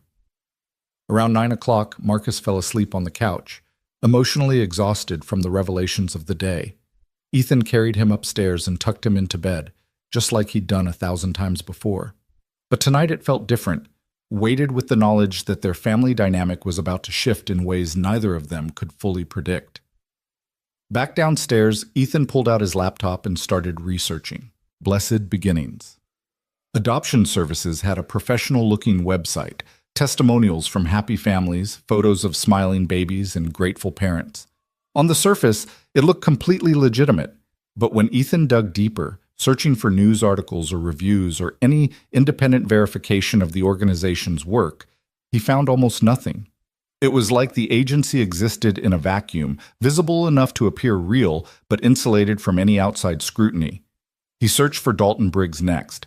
The man had a minimal online presence, a LinkedIn profile claiming he was a child welfare consultant, a few mentions in local business news, a photo from a charity gala standing next to Senator James Hartley. In the photo, Briggs was in his 50s, well-dressed, with the kind of bland handsomeness that made him instantly forgettable. The perfect cover for someone running a criminal operation. Ethan stared at that photo for a long time, memorizing the face. This was the man who'd forced Rachel into hiding. This was the man responsible for 5 years of grief and separation. This was the man who might have killed his wife. His phone buzzed again. This time it was Claire calling from the hospital. "Is everything okay?" Ethan answered immediately. "Is Lila's fine," Claire assured him quickly. "She's sleeping. I just wanted to check on you, see how things went with Marcus." "About as well as could be expected. He's confused, hurt, but he's dealing with it. He wants to meet Lila tomorrow." "That's good. That's really good." Claire paused. "Ethan, there's something I need to tell you. After you left, I kept thinking about that safety deposit box." Rachel said something to me once right before she disappeared. She said if anything happened to her, I should look where the lilacs bloom. I thought it was just poetic language, you know? Rachel always talked like that. But now I'm wondering if it was a clue. Look where the lilacs bloom, Ethan repeated. Does that mean anything to you? Was there a specific place she loved with lilac bushes? That's the thing. I don't know. I didn't grow up here. I don't know Willow Creek or the surrounding areas, but you do. You and Rachel lived here for years before Marcus was born. Is there anywhere significant with lilacs? Ethan's mind raced through memories. The park where they used to picnic had some lilac bushes. So did the botanical garden on the east side of town. But neither of those places seemed significant enough to hide crucial evidence. Wait. The old cemetery, he said suddenly. There's a historic cemetery on the outskirts of town, Pioneer Rest. It's got this huge lilac grove that blooms every spring. Rachel used to love going there, said it was peaceful. We'd walk through it sometimes when she was pregnant with Marcus, planning our future, talking about the family we wanted to build. That could be it, Claire said excitedly. A cemetery would be the perfect place to hide something. Always open, rarely monitored, people coming and going all the time without drawing attention. But hide what? She gave you a safety deposit box key. Those are for banks, not cemeteries. Maybe the key is hidden in the cemetery? Or maybe there's a clue there that leads to the bank. Claire's voice was frustrated. I don't know, Ethan. I'm trying to think like Rachel, but Rachel's mind worked in ways I never fully understood. She was always 3 steps ahead of everyone else. I'll check it out tomorrow, Ethan decided. After Marcus meets Lila, after I know you're both secure at the hospital, I'll go to Pioneer Rest and look around. Be careful. If I figured out Rachel's clue, Briggs might too. I'll bring Tom with me, safety in numbers. After they hung up, Ethan found himself unable to sleep. He paced the house, checking locks on doors and windows, peering out into the darkness for any sign of surveillance or threat. The street was quiet, most of the neighbors already in bed, the only sound the distant rush of the still swollen river. Around midnight, he heard footsteps on the stairs.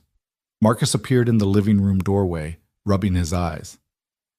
Can't sleep? Ethan asked. Keep having weird dreams about Mom. Marcus came and sat beside his father on the couch. In one of them, she was at the grocery store, just shopping like normal, and I tried to talk to her, but she couldn't hear me. That sounds frustrating. Dad? Do you think she's really dead? Not the fake dead from before, but actually dead now? Ethan considered lying, offering false hope to ease his son's anxiety. But they'd had enough lies between them, even if those lies had been well-intentioned. Honestly, I think the odds are she is. 3 years with no contact when Claire says she used to check in regularly? That's not a good sign. But I also know your mom was incredibly resourceful. If anyone could survive and stay hidden for 3 years, it would be her. So there's still a chance. There's always a chance. Until we know for certain, there's always a chance. Marcus leaned against his father's shoulder. I'm scared about tomorrow. About meeting Lila. Why scared? What if she's disappointed? What if she's been imagining this perfect brother and I'm just me? Ethan wrapped his arm around Marcus's shoulders. You're not just anything. You're smart and kind and brave, and any sister would be lucky to have you. Lila's not expecting perfection. She's expecting someone who'll be there for her, who'll care about her. And you're already worried about disappointing her, which tells me you're exactly the kind of brother she needs. Do you think Mom would be proud of us for taking care of Lila? The question nearly broke Ethan's heart. I think Mom would be more than proud. I think she'd be grateful beyond words. They sat together in the quiet house, father and son, preparing themselves for the morning when their family of 2 would become 3. Eventually, Marcus drifted back to sleep, and Ethan carried him upstairs again, marveling at how his son was both growing up too fast and still needed to be carried to bed. The sun rose over a transformed Willow Creek. The storm had passed, leaving behind pristine blue skies and air that smelled fresh and clean. The flooding was already receding, though debris and damage would take weeks to fully clean up. Ethan made breakfast, pancakes, Marcus's favorite, and they ate in companionable silence, both of them lost in their own thoughts about what the day would bring. Around 9 o'clock, Tom called. Morning. How'd it go with Marcus? Better than expected. He's scared but willing to meet Lila. We're heading to the hospital soon. Good. Listen, Morrison called me earlier. She wants to meet with you this afternoon, says she's got information about Briggs. And she also mentioned something about setting up protective surveillance on your house. I'll take whatever help she's offering. Tom, can you meet me at Pioneer Rest Cemetery around 2? I think Rachel might have hidden something there. The old cemetery? Why there? Ethan explained about Claire's clue and the lilac grove. Tom listened without interrupting, then let out a low whistle. If you're right, and there's evidence there that can take down Briggs, we need to be smart about this. We should bring Morrison. Not yet. Let me look first, see if there's anything to find. If I'm right, then we bring in the authorities. If I'm wrong, I don't want to waste the detective's time on a wild goose chase. Tom agreed reluctantly, and they made plans to meet that afternoon. After the call, Ethan went upstairs to find Marcus already dressed and attempting to comb his hair into something presentable. You look good, buddy, Ethan said from the doorway. I want to make a good impression. Marcus's voice was tight with nervousness. You're going to be great. The drive to County General Hospital felt simultaneously too long and too short. Marcus was silent in the passenger seat, his hands clasped tightly in his lap. When they pulled into the parking lot, he didn't move to unbuckle his seatbelt. What if she doesn't like me? He asked quietly. Shook it with solemn formality. Lila's been asking about you all morning. She's so excited to meet her big brother. Is she awake? Ethan asked. Wide awake and bouncing off the walls. The doctor already came by. She's cleared to be discharged this afternoon. Discharged to where? Ethan asked. We need to talk about living arrangements. Later, Claire said gently, glancing at Marcus. First things first. She led them into the room. Lila was sitting cross-legged on the hospital bed, still clutching River the bear, wearing hospital-issue pajamas that were several sizes too big. When she saw Ethan, her face lit up. Daddy! Then her eyes shifted to Marcus, and her expression transformed into something between hope and anxiety. Marcus? Marcus stood frozen in the doorway, staring at this little girl who was somehow his sister. Ethan could see him taking in the details, the hazel eyes, the dark curly hair, the shape of her face that did indeed echo Rachel's features. Recognition and disbelief warred on his face. Hi, Marcus managed finally. I'm Marcus. I know, Lila said, her voice shy now. I've seen pictures. Aunt Claire showed me lots of pictures. You're taller than I thought.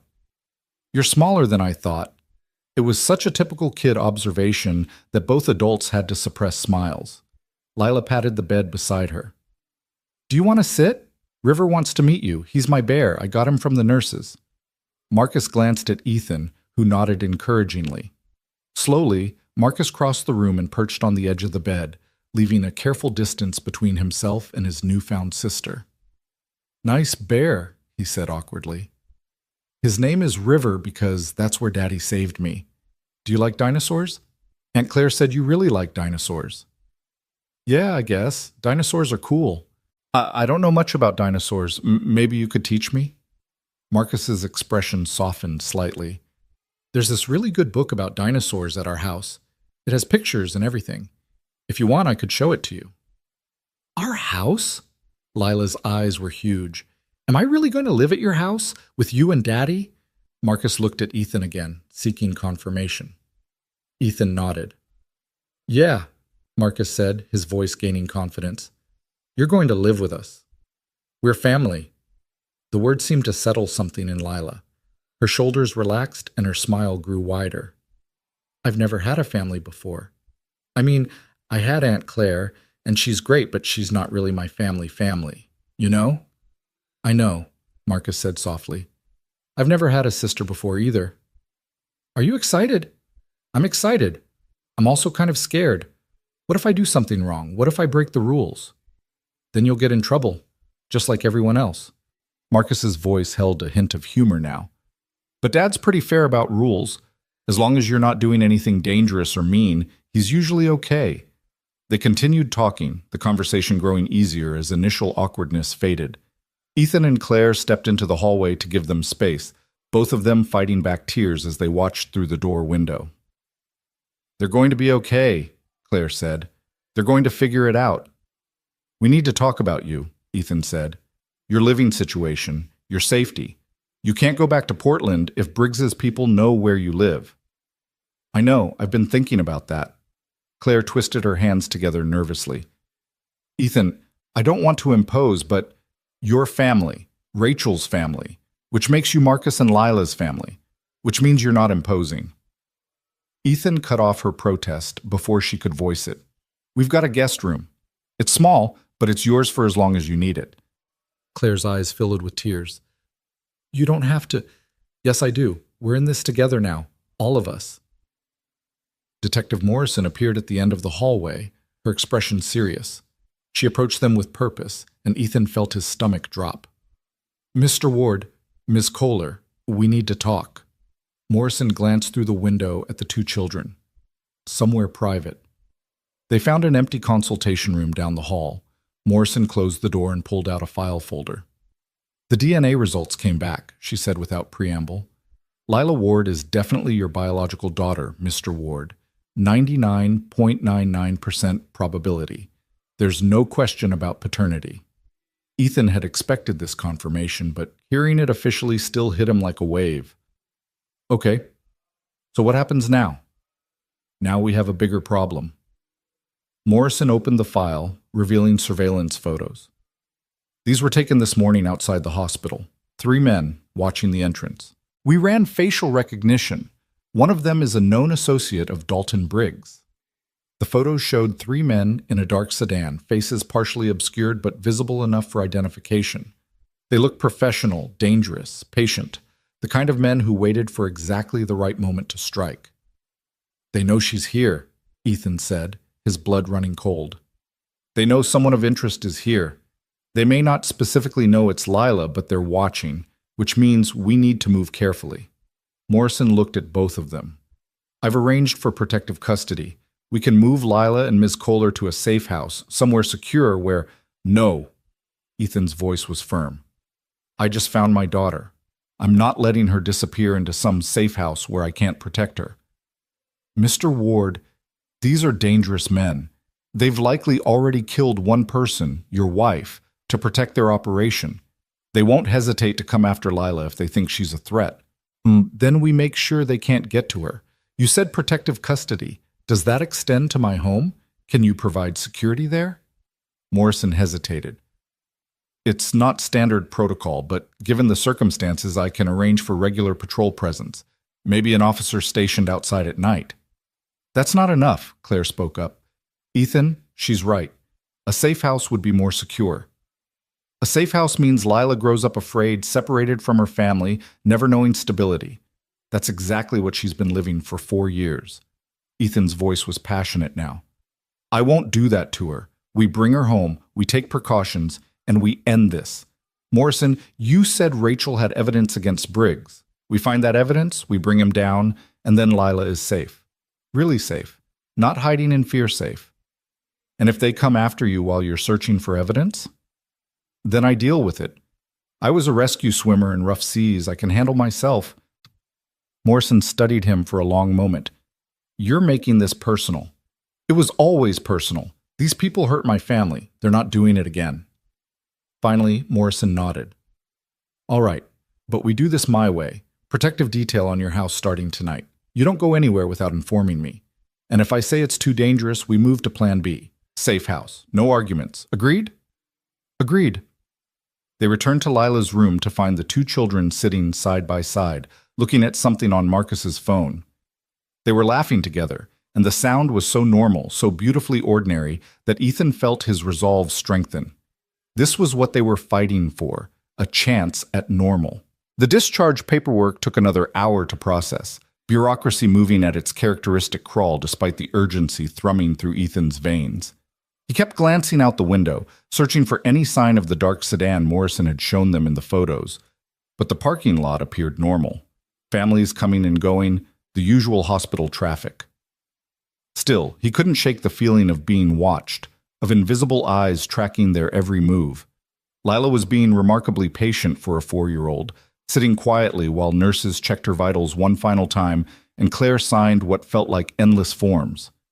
Marcus had appointed himself her protector, sitting close and explaining everything that was happening in hushed, serious tones. Watching them together, Ethan felt something shift in his chest, grief mixing with hope, loss transforming into possibility.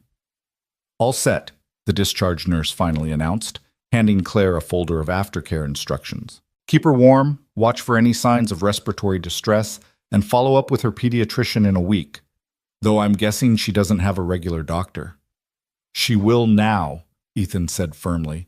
"I'll get her established with Marcus's pediatrician as soon as possible." The nurse smiled, but there was something knowing in her expression, like she'd picked up on the unusual family dynamics at play. "You've got a brave little girl here, Mr. Ward.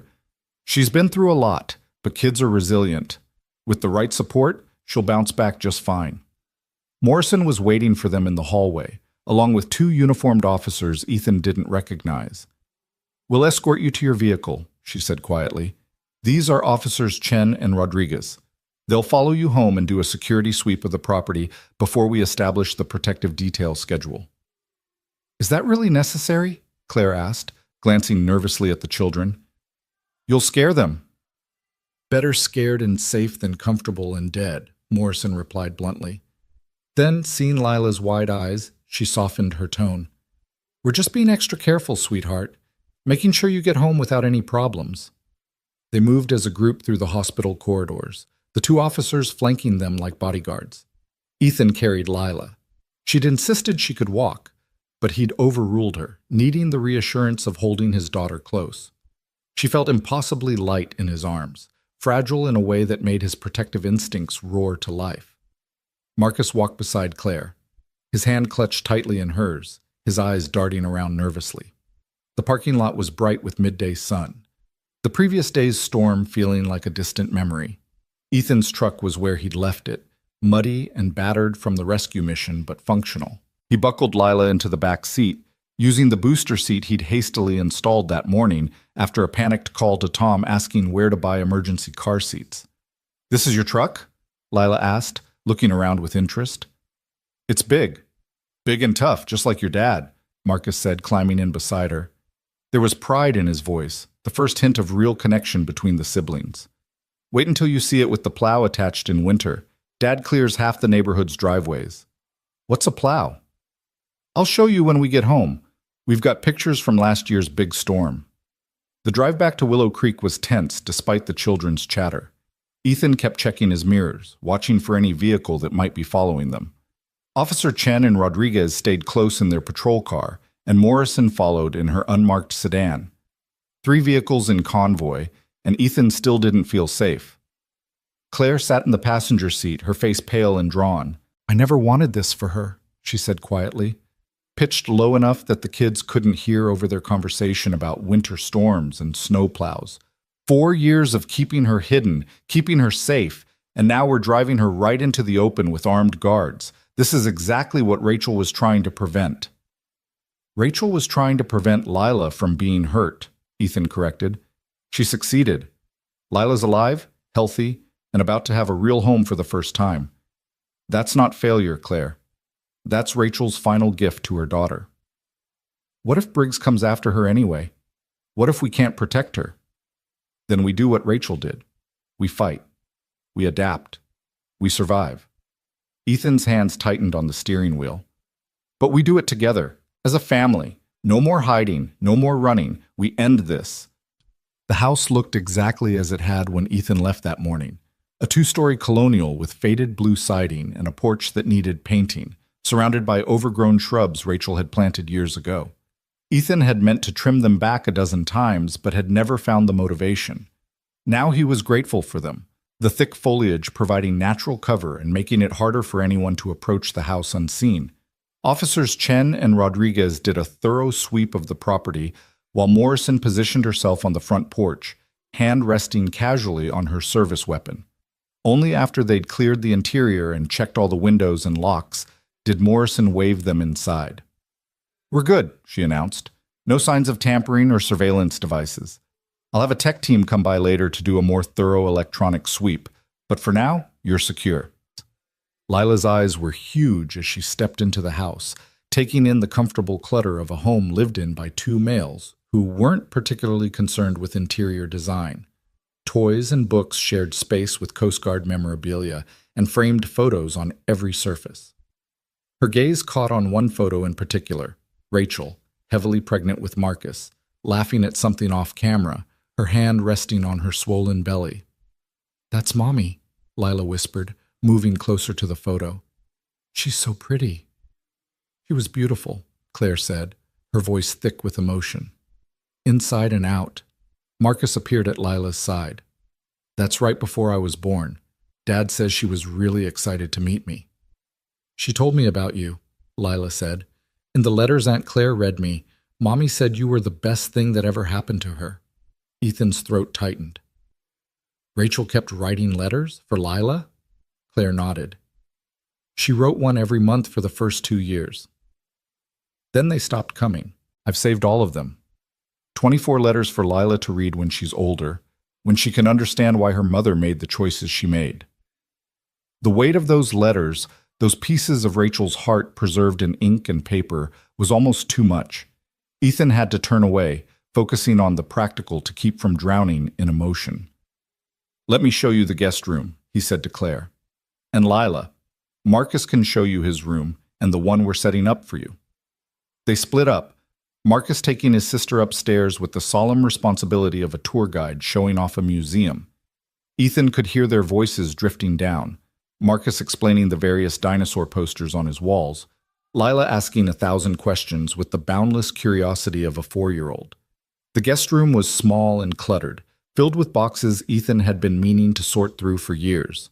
He and Claire started clearing space, working in companionable silence, both of them acutely aware of Morrison's presence downstairs and the patrol car now parked conspicuously on the street outside.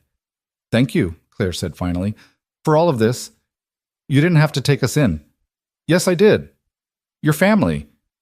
Ethan moved a box of Rachel's old teaching materials, another thing he'd been unable to throw away. "Besides, Lila deserves stability. She deserves to know her family, to have a home that's actually hers.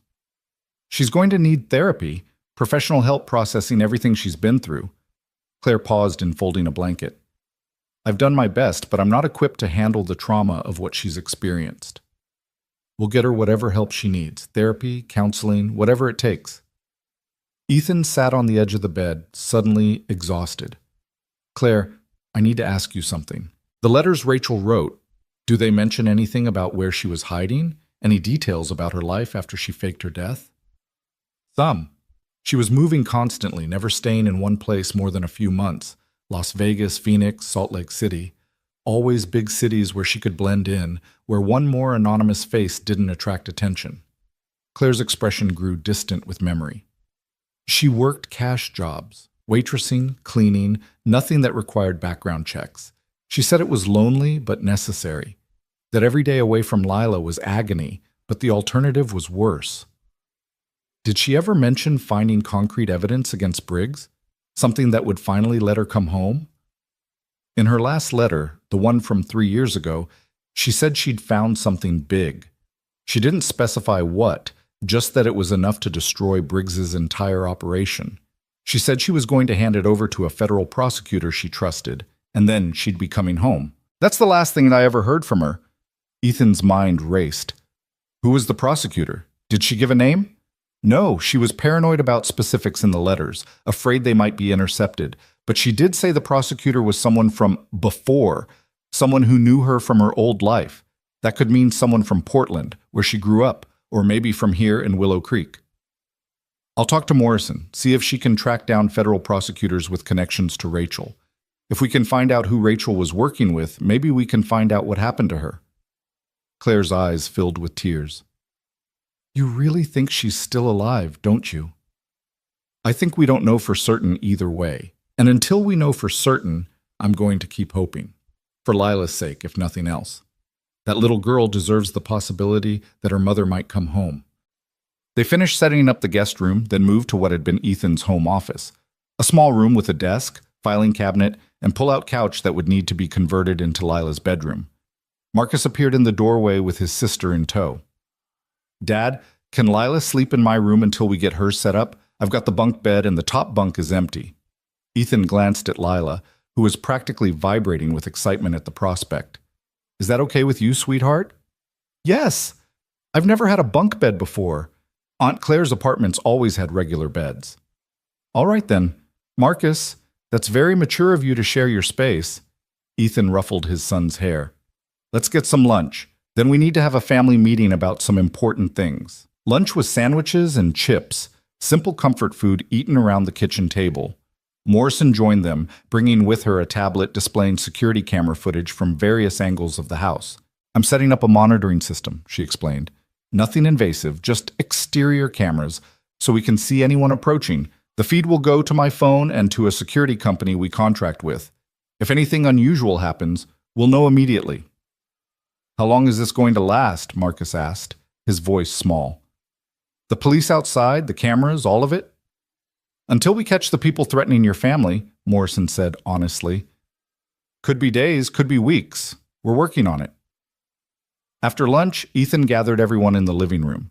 The two children sat on the couch, Claire in the armchair, Morrison standing near the door with her arms crossed. Ethan remained standing, needing the movement to organize his thoughts. Okay, family meeting time. Everyone needs to understand the situation we're in. He looked at each of them in turn. There are some very bad people who want to hurt Lila and Claire because they know things that could send these bad people to jail. The police are here to protect us, and we need to be smart about staying safe. Are they going to attack the house? Marcus asked, his voice steady despite the fear in his eyes. I don't know. Maybe. But we're going to be prepared if they do. That means following some new rules. Ethan ticked them off on his fingers. Nobody goes outside alone. Nobody opens the door unless I say it's okay. Nobody talks to strangers no matter how nice they seem. And if I tell you to do something, run, hide, whatever, you do it immediately without questions. Understood? Both children nodded solemnly. Lila raised her hand like she was in school. Yes, Lila? What if Mommy comes back? What if she comes to the door and we don't open it because we think she's a stranger? The question hit Ethan like a punch. He knelt in front of his daughter, taking her small hands in his. If Mommy comes back, she'll know how to prove who she is. She'll know things only Mommy would know. And I promise, if there's any chance it's her, I'll open that door. Okay? Okay. Lila's eyes were bright with unshed tears. I just don't want to miss her if she comes home. We won't miss her, I promise. Morrison cleared her throat.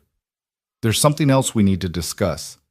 Mr. Ward, Ms. Kohler mentioned you might have information about where Rachel hid evidence against Dalton Briggs. I need you to share anything you know. Ethan hesitated, glancing at Claire. They'd agreed not to mention the cemetery until they'd had a chance to search it themselves. But with Morrison directly asking, lying seemed both dangerous and stupid. Rachel left Claire a clue, he admitted, about looking where the lilacs bloom. There's a cemetery on the edge of town, Pioneer Rest, with a large lilac grove. I think that's where she hid something, either the evidence itself or information about where to find it. Morrison's expression sharpened. And you were planning to investigate this yourself? With Tom Chen's help, yes. This afternoon, actually. Absolutely not. If you're right about the cemetery, that's exactly the kind of place Briggs's people will be watching. You go stumbling in there alone, you're liable to get yourself killed. Then come with us. Bring backup if you need to, but we can't just sit here waiting for them to make the first move. Morrison considered this, her jaw working as she thought it through. All right, but we do this as an official police operation. I'll bring 2 additional officers. We'll go in unmarked vehicles, and you follow my lead. No heroics, no improvisation. Agreed? Agreed. They made plans to meet at the cemetery at 4 o'clock, giving Morrison time to coordinate with her team. In the meantime, Ethan tried to maintain some semblance of normalcy for the children. Marcus showed Lila his dinosaur book collection, and they spent an hour sprawled on the living room floor while Marcus explained the difference between carnivores and herbivores. Lila listened with rapt attention, asking questions that made Marcus puff up with the importance of being the knowledgeable older brother. Claire caught Ethan's eye and nodded toward the kitchen. They stepped away from the children, speaking in low voices. She's adjusting remarkably well, Claire observed. I was worried the transition would be harder. Kids are resilient. Plus, she's been waiting for this her whole life. To her, this is the happy ending she's been promised. Ethan leaned against the counter. Claire, I need you to promise me something. If things go bad at the cemetery, if Briggs's people are there and things get dangerous, you'll protect the kids no matter what. Ethan, don't talk like that. Promise me. Marcus and Lila are what matter.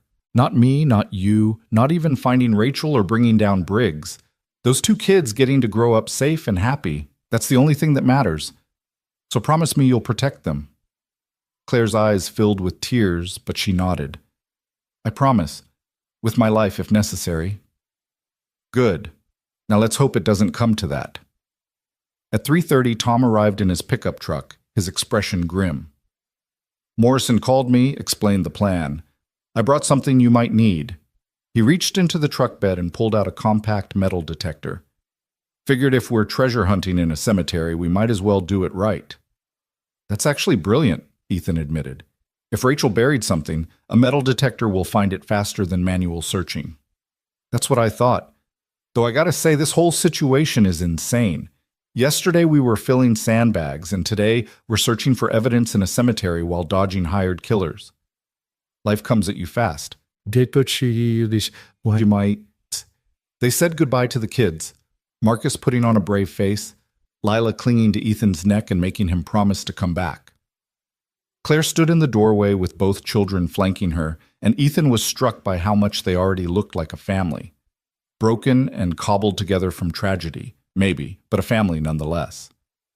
The drive to Pioneer Rest took 20 minutes, the cemetery located on a quiet country road outside town limits. It was an old cemetery, established in the 1800s when Willow Creek was still a frontier settlement. Weathered headstones dotted the gently rolling landscape, many of them tilted or crumbling with age. The lilac grove was at the far end of the property, a thick cluster of bushes that would be spectacular in spring bloom, but now looked dark and forbidding in the late afternoon light. Morrison was already there with officers Chen and Rodriguez from the hospital, plus a fourth officer Ethan didn't recognize. They'd parked their vehicles a quarter-mile away and approached on foot, trying to maintain a low profile. Here's the plan, Morrison said quietly, gathering them in a circle. We divide the grove into sections and search systematically. Mr. Ward, you and Tom take the north end with the metal detector. Officers Chen and Rodriguez take the south end. Officer Williams and I will hold perimeter and watch for any suspicious activity. We give this 2 hours max. If we haven't found anything by then, we regroup and come back with a larger team tomorrow. What if Briggs's people show up? Tom asked. Then you hit the ground and let us handle it. You're civilians, brave ones, but civilians. You're not equipped to handle armed confrontation. They spread out across the lilac grove, moving carefully between the bushes and old grave markers. The metal detector beeped occasionally. Old coins, buried hinges from long decomposed coffins, the detritus of a century and a half of interments. Ethan tried to think like Rachel, to imagine where she would have hidden something precious, somewhere memorable, somewhere she could find again even after years away, somewhere that meant something to them both. He found himself drawn to a specific area on the western edge of the grove, where a small stone bench sat beneath the largest lilac bush. They'd sat on that bench together once, years ago, when Rachel was about 6 months pregnant with Marcus. They'd talked about names and nursery colors and what kind of parents they wanted to be. It had been one of those perfect moments, suspended in amber in his memory before everything went wrong. Try here, Ethan said to Tom, pointing to the ground near the bench. Tom swept the metal detector across the area. It beeped strongly, the tone insistent. We've got something. Bigger than a coin, deeper than the others, maybe 18 inches down. They started digging, using small folding shovels Morrison had provided. The soil was soft from the recent rains, yielding easily. After 10 minutes of careful excavation, Tom's shovel hit something solid with a dull thunk. Got it, he breathed. They cleared away the remaining dirt to reveal a metal strongbox about the size of a shoebox, sealed with a combination lock. Etched into the lid in Rachel's distinctive handwriting was a single word. Lila. Ethan's hand shook as he lifted the box from its earthen hiding place. It was heavy, substantial, full of secrets that Rachel had died protecting. He was so focused on the box that he didn't hear the footsteps behind them until Tom suddenly grabbed his arm. "Ethan, we've got company." Ethan turned to find three men emerging from the trees at the far end of the grove. They were dressed in dark clothing, moving with the confident purposefulness of people who knew exactly what they were doing. One of them Ethan recognized from Morrison's surveillance photos, a known associate of Dalton Briggs. Morrison stepped forward, her badge already out, her voice carrying across the cemetery. "Oregon State Police, stop right there and identify yourselves." The men didn't stop. They spread out, flanking positions, hands moving toward concealed weapons. Behind them, more figures appeared. 4, 5, 6 men total. They'd been waiting, watching, and now they were closing the trap. "Get down!" Morrison shouted, drawing her weapon. "Everyone down now!" Tom and Ethan dropped behind the stone bench, the metal box clutched between them. Officers Chen, Rodriguez, and Williams had their weapons drawn, forming a defensive line between the civilians and the advancing men. The tension was suffocating, every second stretched tight as a wire about to snap. Then the leader of the group, the man from the surveillance photos, smiled. It was a cold, professional smile that made Ethan's blood run cold. "Detective Morrison," the man said, his voice cultured and calm. "I don't think you want to do this. Check your phone. I think you'll find you have a message that's rather time-sensitive." Morrison's face paled. She pulled out her phone with her free hand, keeping her weapon trained on the men. Whatever she saw on the screen made her curse viciously. "What is it?" Officer Chen asked, without taking his eyes off the threat. "They have Lila and Marcus," Morrison said, her voice hollow with shock. "Claire, too. They're holding them hostage at Ward's house unless we hand over the box." The world seemed to tilt beneath Ethan's feet. His children, both his children, in the hands of these monsters. The box suddenly felt like it weighed 1,000 pounds, its metal surface cold and accusatory against his chest. "We need to go," he said, his voice shaking with barely contained rage. "We need to get to my house right now." "They want the box first," Morrison said. "They're saying if we don't hand it over in the next 10 minutes, they start hurting the children." The leader's smile widened. "My employer is a reasonable man, Detective. He doesn't want to hurt children. He just wants what belongs to him, the evidence that was stolen from his organization. Give us the box and everyone goes home safe. Simple transaction." "You're lying," Ethan snarled. "You'll kill them anyway. Cover your tracks." "Perhaps. But what choice do you have? Refuse, and they definitely die. Cooperate, and they might live. Those are your options, Mr. Ward." Tom's hand clamped on Ethan's shoulder, holding him back from doing something stupid. "Think," Tom hissed. "Don't react. Think." Morrison was speaking rapidly into her radio, calling for backup, requesting units to Ethan's address. But backup would take time they didn't have, time measured in his children's lives. "We can't give them the box," Morrison said firmly. "Whatever's in there is the only leverage we have. If we hand it over, we've got nothing to bargain with. My kids are at home with armed men threatening to hurt them." Ethan's voice rose despite his attempt at control. "I don't give a damn about leverage." "Ethan, listen to me." Morrison gripped his arm. "If we give them the box now, they have no reason to keep the children alive. They'll eliminate the witnesses and disappear. But if we can get to the house, if we can negotiate with the box as leverage, we might be able to save them." "Might isn't good enough. It's all we've got." The leader of the group checked his watch with theatrical precision. 9 minutes now, Detective. I'd suggest you make a decision quickly. My associates at the house are not known for their patience." Ethan looked down at the box in his hands. Rachel's legacy, the evidence she'd died collecting, the key to bringing down the entire operation. Against that, he weighed the faces of his children. Marcus, with his serious eyes and brave heart. Lila, with her infectious smile and desperate need for safety. There was no contest. There was never any contest. "We give them the box," Ethan said. "We give it to them right now, and they call off their people at the house." "Mr. Ward." "That's not negotiable, Morrison. They're my kids. My daughter, who I just found yesterday. My son, who's been through enough trauma for a lifetime. I won't gamble their lives on maybe being able to negotiate." Morrison's face was anguished, torn between duty and compassion. If we give them the box, everything Rachel died for is gone. All her work, all her sacrifice. Rachel sacrificed everything to protect her children. Ethan's voice cracked. She gave up her life, her family, everything she loved to keep them safe. You think she'd want me to choose some evidence over Lila and Marcus's lives?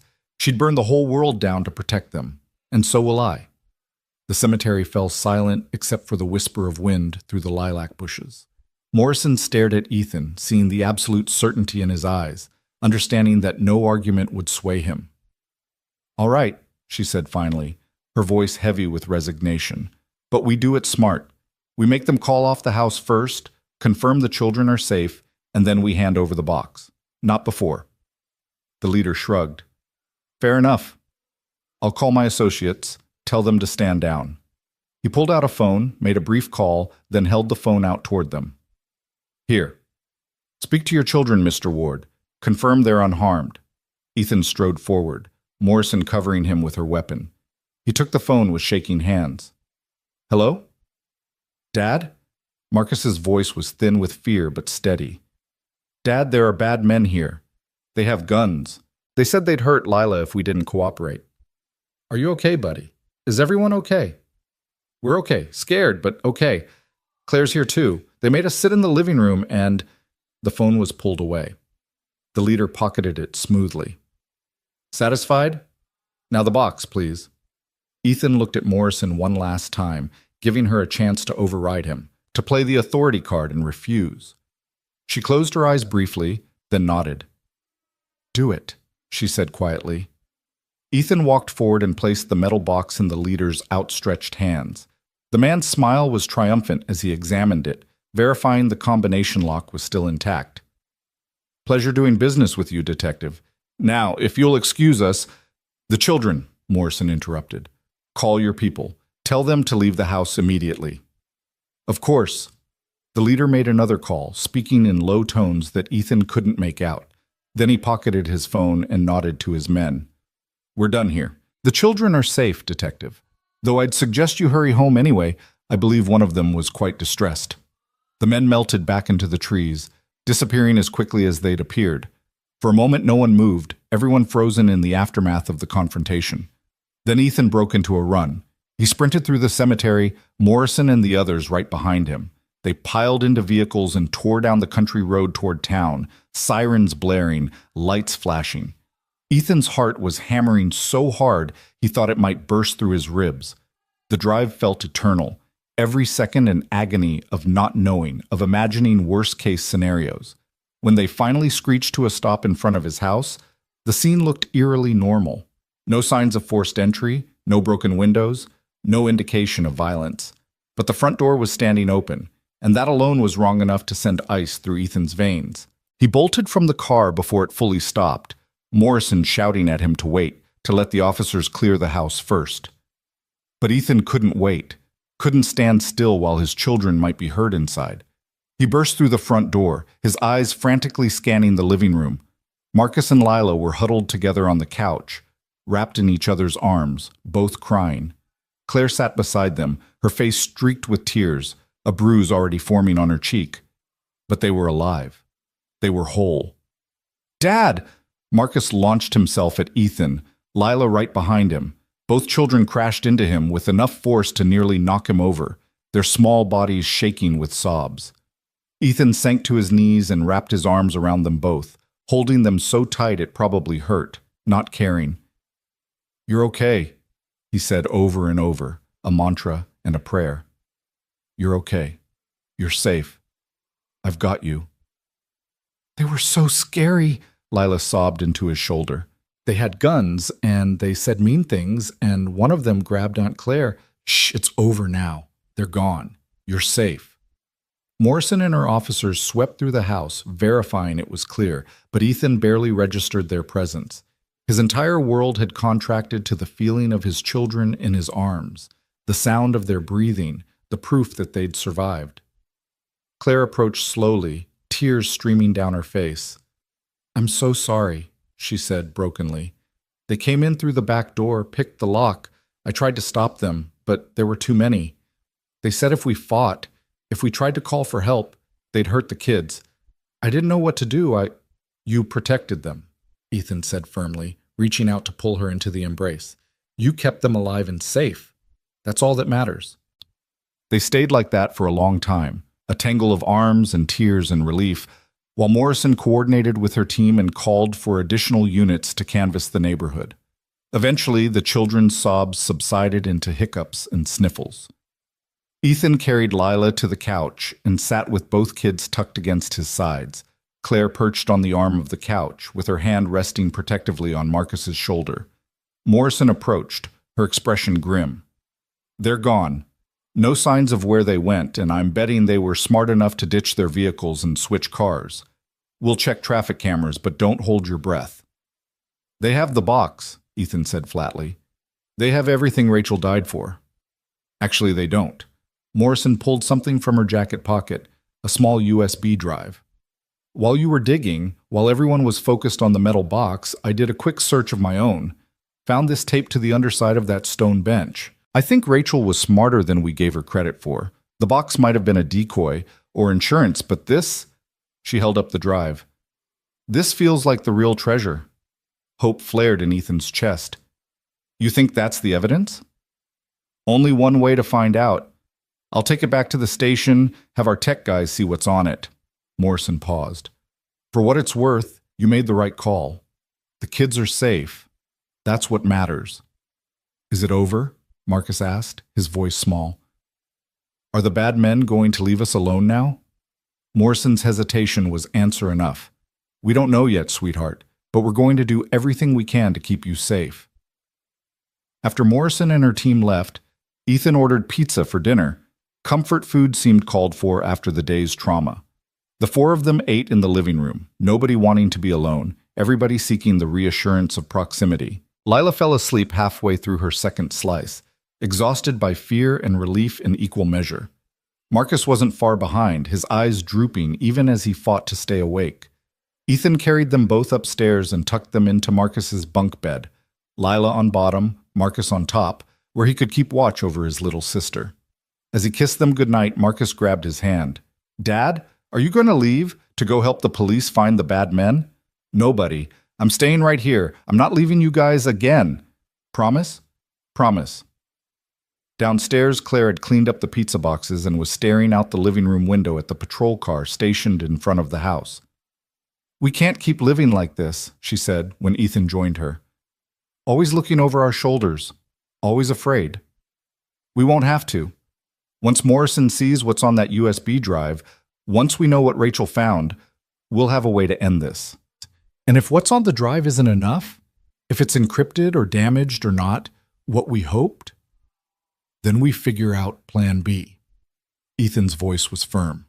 But we don't give up. We don't let Briggs win. Rachel didn't sacrifice everything just so her children could live in fear. Claire turned to face him, and in the dim light from the street, she looked heartbreakingly like Rachel. Same bone structure, same determined set to her jaw. She'd be proud of you, you know, Rachel. The way you've stepped up for Lila, the way you're fighting for this family. She always said you were the best man she'd ever known. I see now why she believed that. Before Ethan could respond, his phone rang. Morrison's name flashed on the screen. Ward, he answered. We opened the USB drive, Morrison said without preamble. Ethan, it's everything. Financial records, communications, transaction logs going back 6 years. Rachel documented every illegal adoption, every bribe, every falsified document. She's got Senator Hartley, 3 judges, half a dozen social workers, and Dalton Briggs himself dead to rights. Ethan's knees went weak with relief. So we've got him. We can bring him down. We've got all of them. I've already contacted the FBI. They're sending a team from Portland tonight. By morning, we'll have warrants for everyone involved. Morrison paused. Rachel was meticulous, Ethan. She knew exactly what evidence she needed to make charges stick. This is airtight. So it's over. The investigation's just beginning, but yeah, for your family, the danger's over. Once we start making arrests in the morning, Briggs and his people will be too busy trying to save themselves to worry about you. The kids are safe. After he hung up, Ethan delivered the news to Claire. She collapsed into the nearest chair, her body finally releasing the tension she'd been carrying for years. It's really over, she whispered. Rachel did it. She actually did it. She saved them all, Ethan agreed. Every child those monsters took, every family they destroyed, Rachel's evidence is going to bring them justice. I just wish she could see it. Wish she could know that her sacrifice meant something. Ethan thought about that for a long time after Claire went upstairs to bed. He sat alone in the dark living room, listening to the creaks of the house settling, the distant sound of his children's breathing from upstairs. Tomorrow would bring arrests and media attention and the beginning of justice. But tonight was just for them, a family cobbled together from loss and secrets and second chances. He pulled out his phone and looked at the lock screen photo. Him and Marcus at the beach last summer, both of them grinning at the camera, blissfully unaware of how their world was about to expand. Tomorrow he'd update that photo to include Lila and Claire, a new family portrait for a new reality. Outside, dawn was still hours away, but Ethan could feel the darkness lifting. Not completely. There were still questions about Rachel's fate, still grief to process, and trauma to heal. But for the first time in 5 years, the future held something other than just survival. It held hope. Morning broke over Willow Creek with the kind of crystalline clarity that only comes after storms have washed the world clean. Sunlight streamed through the living room windows where Ethan had eventually dozed off in the armchair, too wired to sleep properly, but too exhausted to stay fully awake. He woke to the sound of small feet padding down the stairs and opened his eyes to find Lila standing in front of him, clutching River the bear and studying his face with those heartbreaking hazel eyes. "You stayed," she said softly, like she'd been afraid he wouldn't. "I promised, didn't I?" Ethan sat up, his back protesting the night spent in the chair. "How'd you sleep, sweetheart?" "Okay." Marcus snores. She climbed into his lap without asking permission, curling up against his chest with the easy trust of a child who'd decided he was safe. "Are the bad men really gone?" "The police are arresting them right now. By the end of today, they'll all be in jail where they can't hurt anyone anymore. Even the one who scared Aunt Claire?" "Especially him." Lila was quiet for a moment, her small fingers tracing patterns on River's worn fur. "Daddy, can I ask you something?" "Anything." "Do you think Mommy knows that we're safe now? That her plan worked?" The question lodged in Ethan's throat like a stone. How did you answer a 4-year-old's theological inquiry about whether the dead could watch over the living? How did you explain hope and faith and the desperate human need to believe that sacrifice meant something? "I think if your mom can see us, she's very proud right now," Ethan said carefully. "She fought so hard to protect you, and now you get to grow up safe and loved. That's all she ever wanted. I wish I could tell her thank you for saving me, for giving me to you." Lila's voice was achingly mature for someone so young. "Aunt Claire says I should talk to her sometimes, like she's still listening. Do you think she is?" "I think your mom loved you so much that a little thing like death couldn't stop her from watching over you. So yeah, I think she's listening." Lila seemed satisfied with this answer. She snuggled deeper into Ethan's embrace and within minutes had drifted back to sleep, the resilience of childhood, allowing her to find peace even in the aftermath of trauma. Ethan held her and watched the morning light paint gold across the room, marveling at how quickly his world had transformed. 3 days ago, he'd been a widowed single father going through the motions of life. Now he was the father of 2, guardian to his late wife's cousin, and sitting at the center of a criminal investigation that would probably make national news. Claire appeared in the doorway, her hair still disheveled from sleep, the bruise on her cheek darker this morning but already beginning to yellow at the edges. "Is she okay?" "She's asking hard questions, but yeah, she's okay. Kids are tougher than we think." "Marcus is still out cold upstairs. I checked on him. He's wrapped around 6 stuffed animals like they're a shield." Claire's smile was fond. "He's a good boy, Ethan. You've raised him well." "I've done my best. Not sure Rachel would approve of some of my parenting shortcuts, but we've survived." "Rachel would be proud of both of you." Claire moved to the window, watching the patrol car still stationed outside. "Morrison called my phone a few minutes ago. I saw the missed calls and didn't want to wake you. She left a voicemail saying they've made 4 arrests already this morning. Dalton Briggs was one of them. They picked him up at his home in Portland at 6 a.m. Ethan felt a savage satisfaction at the news. "Good. I hope they throw away the key. Morrison also said we should expect media attention. The story's going to break by noon. State senator implicated in adoption trafficking scandal. Widow's evidence brings down criminal empire. They're calling it the biggest adoption fraud case in Oregon history. Claire's voice was hollow. Rachel's name is going to be everywhere. Her story, her sacrifice, all of it public. Is that what you're worried about? The publicity? I'm worried about what it means for Lila, for Marcus. They're going to grow up knowing their mother died fighting criminals, that she gave up her life to expose corruption. That's a heavy legacy to carry. It's also a legacy of courage and love, Ethan countered. Yeah, it's complicated. Yeah, there are going to be hard conversations and therapy sessions and moments when they resent what Rachel did. But they'll also grow up knowing their mother was a hero, that she looked at evil and refused to turn away. There are worse legacies to inherit. Claire wiped at her eyes. When did you become so wise? About 3 days ago, when I jumped into a river and pulled my entire future out of the water. The moment of levity broke some of the tension. Claire laughed, the sound watery but genuine. Rachel used to say you had a terrible sense of humor. I'm starting to see what she meant. They made breakfast together, pancakes and bacon, because it felt like a celebration was warranted. Marcus stumbled downstairs around 8, looking rumpled and confused until he saw Lila asleep in the armchair and his father cooking at the stove. Then his face cleared, memory returning, and with it a tentative smile. So it wasn't a dream, he said. I really have a sister. You really have a sister, Ethan confirmed. And an aunt, and a dad who's apparently terrible at cooking pancakes because these are all turning out lopsided. I'll help. Marcus washed his hands and joined him at the stove, falling into their familiar breakfast routine. But there was something different in his bearing now, a confidence that hadn't been there before. Yesterday's crisis had forced him to grow up fast, to step into the role of protector and big brother. He'd risen to the challenge, and the knowledge of that was visible in the set of his shoulders. They were halfway through breakfast when Detective Morrison arrived, accompanied by a woman in a dark suit who introduced herself as Special Agent Catherine Reeves from the FBI. They declined coffee, but accepted the invitation to sit at the kitchen table, spreading out folders and tablets with the efficient movements of people who'd been awake for hours. We've made significant progress overnight, Agent Reeves began, her voice crisp and professional. Based on the evidence your wife compiled, we've executed warrants on 12 individuals so far.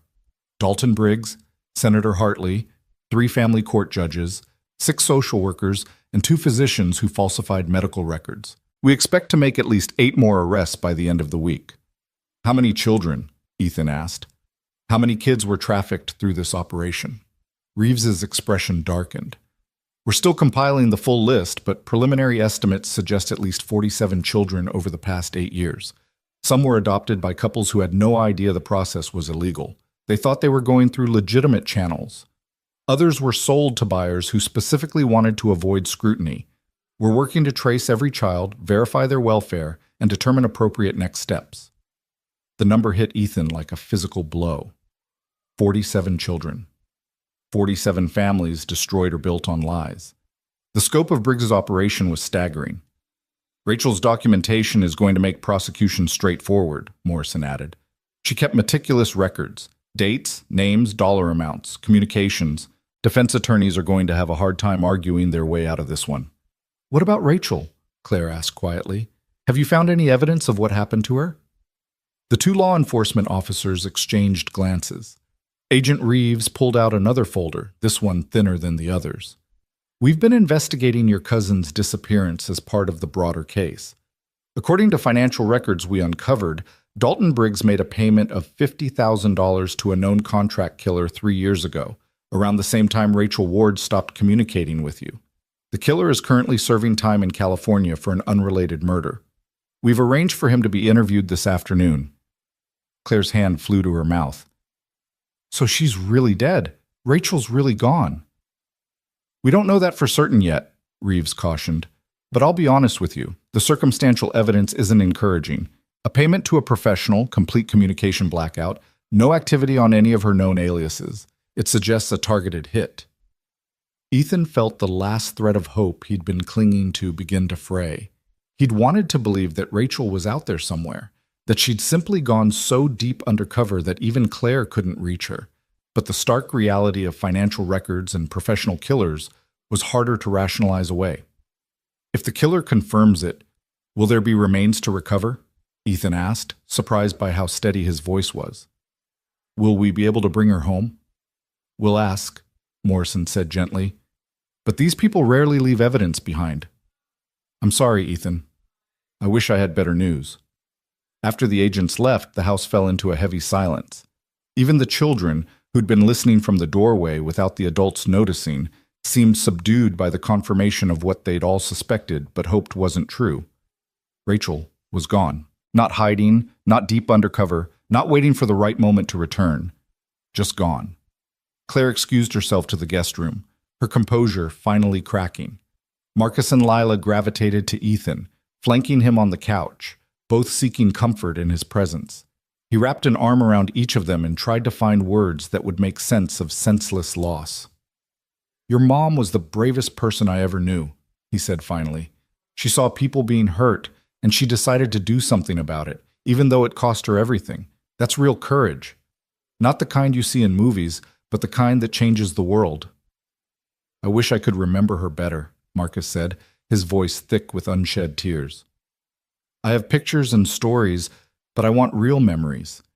I want to remember what her voice sounded like, how she smelled, the way she laughed. But it's all fading. I never got to know her at all, Lila added, her small voice breaking. I have letters and pictures, but I don't have a single memory of my own mom. That's not fair. Ethan's heart shattered for both of them. No, it's not fair. None of this is fair. But you know what? You're both alive because of the choices she made. Every day you grow up safe and happy is Rachel's gift to you. And yeah, you can be angry that she's not here to see it. Yeah, you can grieve what you've lost, but don't ever think she didn't love you enough to stay. She loved you so much that she was willing to die to keep you safe. That's how much you mattered to her. Will we forget her completely? Lila asked. When I'm grown up, will I forget that I ever had a mother? No, sweetheart, we won't let you forget. We'll tell you stories, show you pictures, read you the letters she wrote. We'll make sure you know exactly who Rachel Ward was, the good and the complicated and everything in between. Your mom will always be part of this family, even if she can't be here physically. They sat together for a long time, sharing grief and comfort in equal measure. Eventually, Claire rejoined them, her eyes red but her spine straight, and they began the process of figuring out what came next. Practical matters. Enrolling Lila in preschool, setting up therapy appointments for both children, deciding how to handle media inquiries when the story inevitably broke. Life had to continue even in the shadow of loss, and they were all learning how to navigate this strange new reality. The media circus descended that afternoon just as Morrison had predicted. News vans lined the street, reporters jockeying for position, cameras pointing at the house like accusatory fingers. Ethan closed the curtains and ignored the doorbell, refusing to feed the frenzy. The story would come out regardless. Brave widow exposes corruption, sacrifices self to save children, evidence brings down powerful senator. It was the kind of narrative that would dominate headlines for weeks, spawning think pieces and true crime podcasts and probably a Lifetime movie within a year. But inside the house, away from the cameras and the questions, they were just a family trying to figure out how to be a family. Marcus taught Lila how to play his favorite video game, patiently explaining the controls a dozen times, while she button-mashed with enthusiastic incompetence. Claire made dinner, actual home-cooked dinner, not pizza or takeout, and the smell of roasting chicken filled the house with the warmth of normalcy. Ethan fielded phone calls from Tom and Sarah and other concerned friends, assuring them that yes, they were okay. No, they didn't need anything right now. Thank you for checking. Around 7 that evening, Agent Reeves called with an update. The contract killer had talked. In exchange for consideration on his sentence, he'd admitted to being hired by Briggs to eliminate Rachel Ward 3 years ago. He'd tracked her to a motel in Sacramento, waited for his moment, and made it look like a random mugging gone wrong. Her body had been cremated under a false name and the ashes scattered in the Sacramento River. There would be no remains to recover, no grave to visit, no closure beyond the killer's confession. Ethan delivered this news to Claire after the children were in bed. She took it stoically, having already mourned Rachel once and learned how to carry that grief.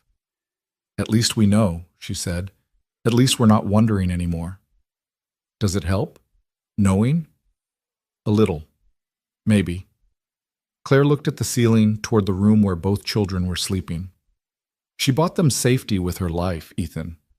47 children are going to get justice because Rachel refused to stay silent. That has to count for something." "It counts for everything," Ethan agreed, "but it still hurts like hell." "Yeah, it really does." The next few weeks blurred together in a cascade of appointments and adjustments. Both children started therapy, Marcus with a counselor who specialized in grief and family trauma, Lila with a play therapist who could help her process the chaotic first 4 years of her life. Claire enrolled in a victim's assistance program to help her work through her own trauma from years of living in fear. Ethan found himself in a support group for single parents, though he struggled to articulate his specific situation. Yes, he was a widower, but his wife had died twice, 5 years apart, and he'd only just discovered he had a second child. The other parents looked at him like he was speaking a foreign language. The legal proceedings against Briggs and his co-conspirators moved forward with surprising speed. Agent Reeves kept them updated. Grand jury indictments, denied bail motions, plea bargain attempts that were rejected. Senator Hartley resigned in disgrace, his political career destroyed. The adoption agency was shut down, its assets seized. Families were notified that their adoptions might have been illegal, sending shockwaves through communities across 3 states. Through it all, the Ward family, because that's what they'd become, officially and irrevocably, learned how to be together. Marcus and Lila's initial awkwardness evolved into genuine sibling affection, complete with bickering over toys and competition for Ethan's attention. Claire found a job at the local library and started looking at apartments in town, though Ethan kept insisting she should stay as long as she needed. The house that had felt too empty with just him and Marcus now felt alive with voices and laughter and the beautiful chaos of a full family. 2 months after that fateful rescue in the river, Ethan received a call from Morrison asking him to come to the station. She had something to show him, she said, something Rachel would have wanted him to see. He made the drive alone, leaving the children with Claire, unsure what to expect.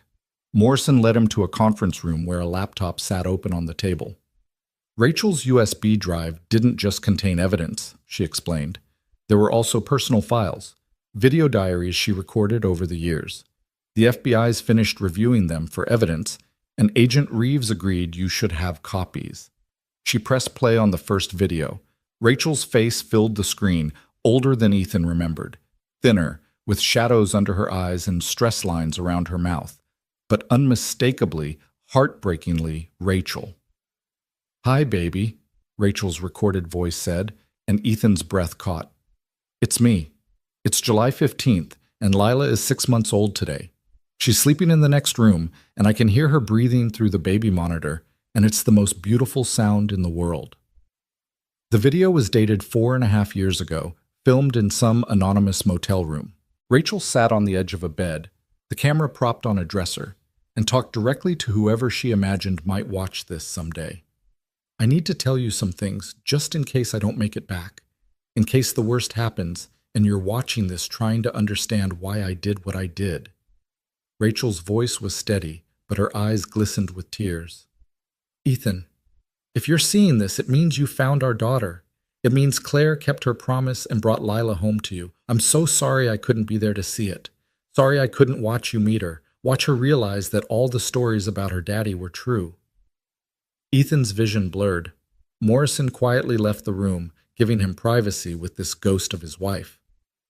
"I know you must be angry," Rachel continued. "I know you must feel betrayed that I let you think I was dead, that I kept this huge secret from you. You have every right to be furious. But Ethan, I need you to understand there was no other way. Briggs would have killed you and Marcus if he'd known I was alive. He would have used you to get to me, and I couldn't let that happen. So I died. I let you mourn me. I let our son grow up without his mother, and I hate myself for it every single day." She paused, wiping at her eyes. "But I'd do it again. I'd make the same choice 1,000 times over, because you and Marcus and Lila getting to live is worth any price. Even if that price is me." The video continued, Rachel talking about Lila's first smile, first laugh, first tooth. Mundane moments of motherhood recorded for a husband who might never see them, for a daughter who might never remember. There were dozens of videos, Morrison had said, years' worth of documentation. Rachel's lonely vigil, her solo parenting, her desperate hope that one day it would be safe to come home.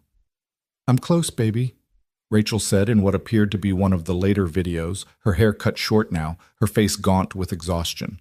"I've almost got everything I need to bury Briggs for good.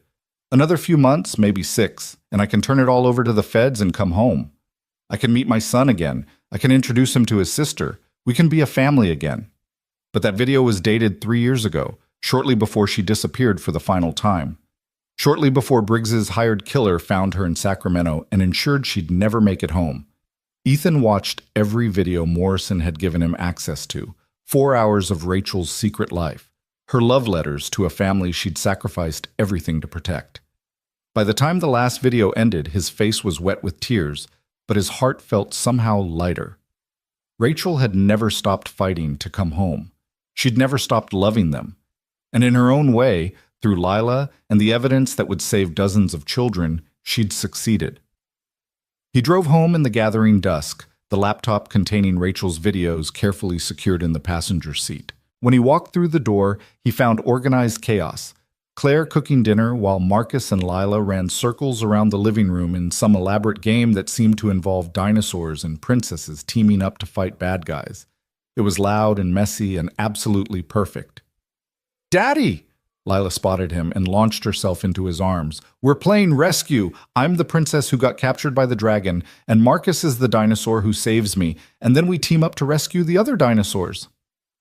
"Sounds like an excellent plan," Ethan said, kissing the top of her head. "Does the rescue mission have time for dinner first? Can we have mac and cheese? I think Aunt Claire's making something more nutritious, but we'll see what we can negotiate." Marcus appeared at his elbow. "Dad?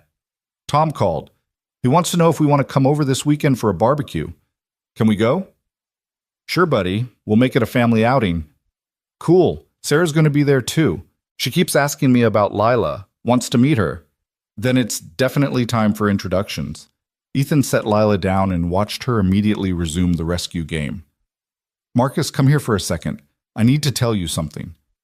They moved to the kitchen where Claire was draining pasta, giving them the illusion of privacy while she tactfully focused on dinner. Ethan knelt so he was eye level with his son. "I saw some videos today, videos your mom made before she died. She talked about you, about how proud she was of you, about how much she loved you. I'm going to show them to you when you're ready, when you want to see them. No rush, no pressure. But they're there whenever you want to hear her voice again." Marcus's eyes went wide. "Really? You can hear her talking?" "Really? And Marcus, she said some things I think you need to hear, about why she did what she did, about how much it hurt her to be away from us. I think it might help you understand. Can I see them tonight?" Ethan considered this. The videos were raw and emotional, and Marcus had school tomorrow.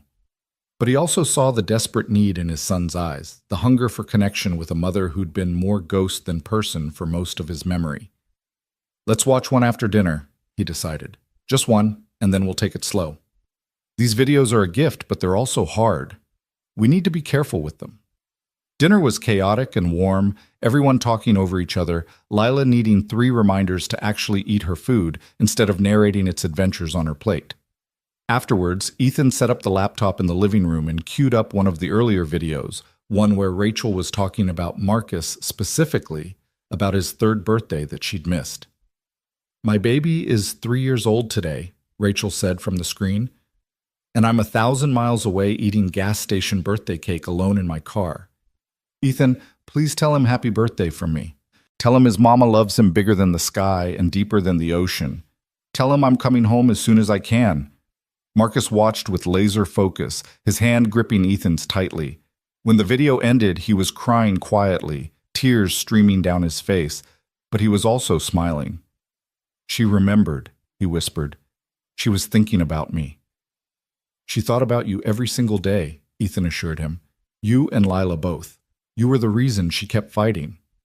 That night, after both children were asleep and Claire had retired to the guest room, Ethan sat alone on the porch and looked up at the stars.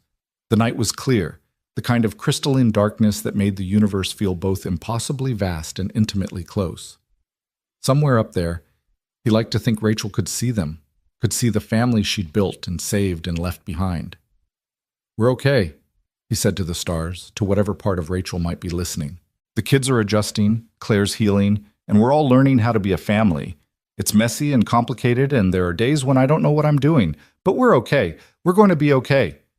The stars offered no response, but Ethan felt a sense of peace settle over him anyway. Rachel's sacrifice hadn't been in vain. 47 children would get justice. Lila and Marcus would grow up safe and loved. The Ward family would survive and even thrive, built on a foundation of love strong enough to transcend death. 3 months later, Ethan found himself standing in Pioneer Rest Cemetery on a brilliant autumn morning, the lilac bushes bare of flowers but still beautiful in their own way. The headstone he'd commissioned had been installed overnight, gray granite, simple and elegant, with Rachel's name and dates in a single line. She gave everything to save everyone. The whole family was there, Marcus and Lila and Claire, Tom and Sarah, Detective Morrison, and even Agent Reeves, who'd flown in from Portland for the occasion. Friends from around town, people whose lives Rachel had touched, former clients from the women's shelter who'd read about her sacrifice in the news. At least 50 people gathered in the lilac grove to honor a woman who'd died alone in a Sacramento motel room, but whose impact rippled out in ways she could never have imagined. Ethan had been asked to say a few words. He stood before the headstone, his children flanking him, and tried to find language adequate to contain Rachel's complexity. "My wife was many things," he began, his voice carrying across the quiet cemetery. "A teacher, a volunteer, a mother, a fighter. She was stubborn and brave and sometimes made decisions the rest of us couldn't understand. But everything she did came from love. Love for her children, love for people she'd never met, love for the idea that the world could be better if someone was willing to fight for it." He paused, collecting himself. "Rachel died 3 years ago trying to expose corruption and save children from exploitation. She succeeded. Because of evidence she spent years collecting, dozens of children are getting justice, and dozens of criminals are facing consequences. That's her legacy. Not the tragedy of her death, but the triumph of her life's work." Lila tugged on his sleeve. "Daddy, can I say something?" Ethan nodded, lifting her up so everyone could see her. "Thank you, Mommy," Lila said in her clear child's voice. "Thank you for keeping me safe. Thank you for giving me to Daddy and Marcus. I love you even though I never got to meet you. I'll always love you." Marcus stepped forward next, his voice stronger than Ethan expected. "Mom, I'm going to take care of Lila like you took care of me. I'm going to be brave like you were. I'm going to make you proud." There wasn't a dry eye in the assembly by the time they'd finished. People came forward one by one to lay flowers on the grave, to pay their respects, to thank Rachel for her sacrifice. Tom gripped Ethan's shoulder in silent support. Morrison saluted, a gesture of respect from one protector to another. Claire sobbed openly, mourning her cousin, but also celebrating the woman Rachel had been. After the crowd dispersed, Ethan lingered with his family. They stood together in the lilac grove, where Rachel had hidden the evidence that would save so many lives, where she'd trusted that one day they'd find it and understand.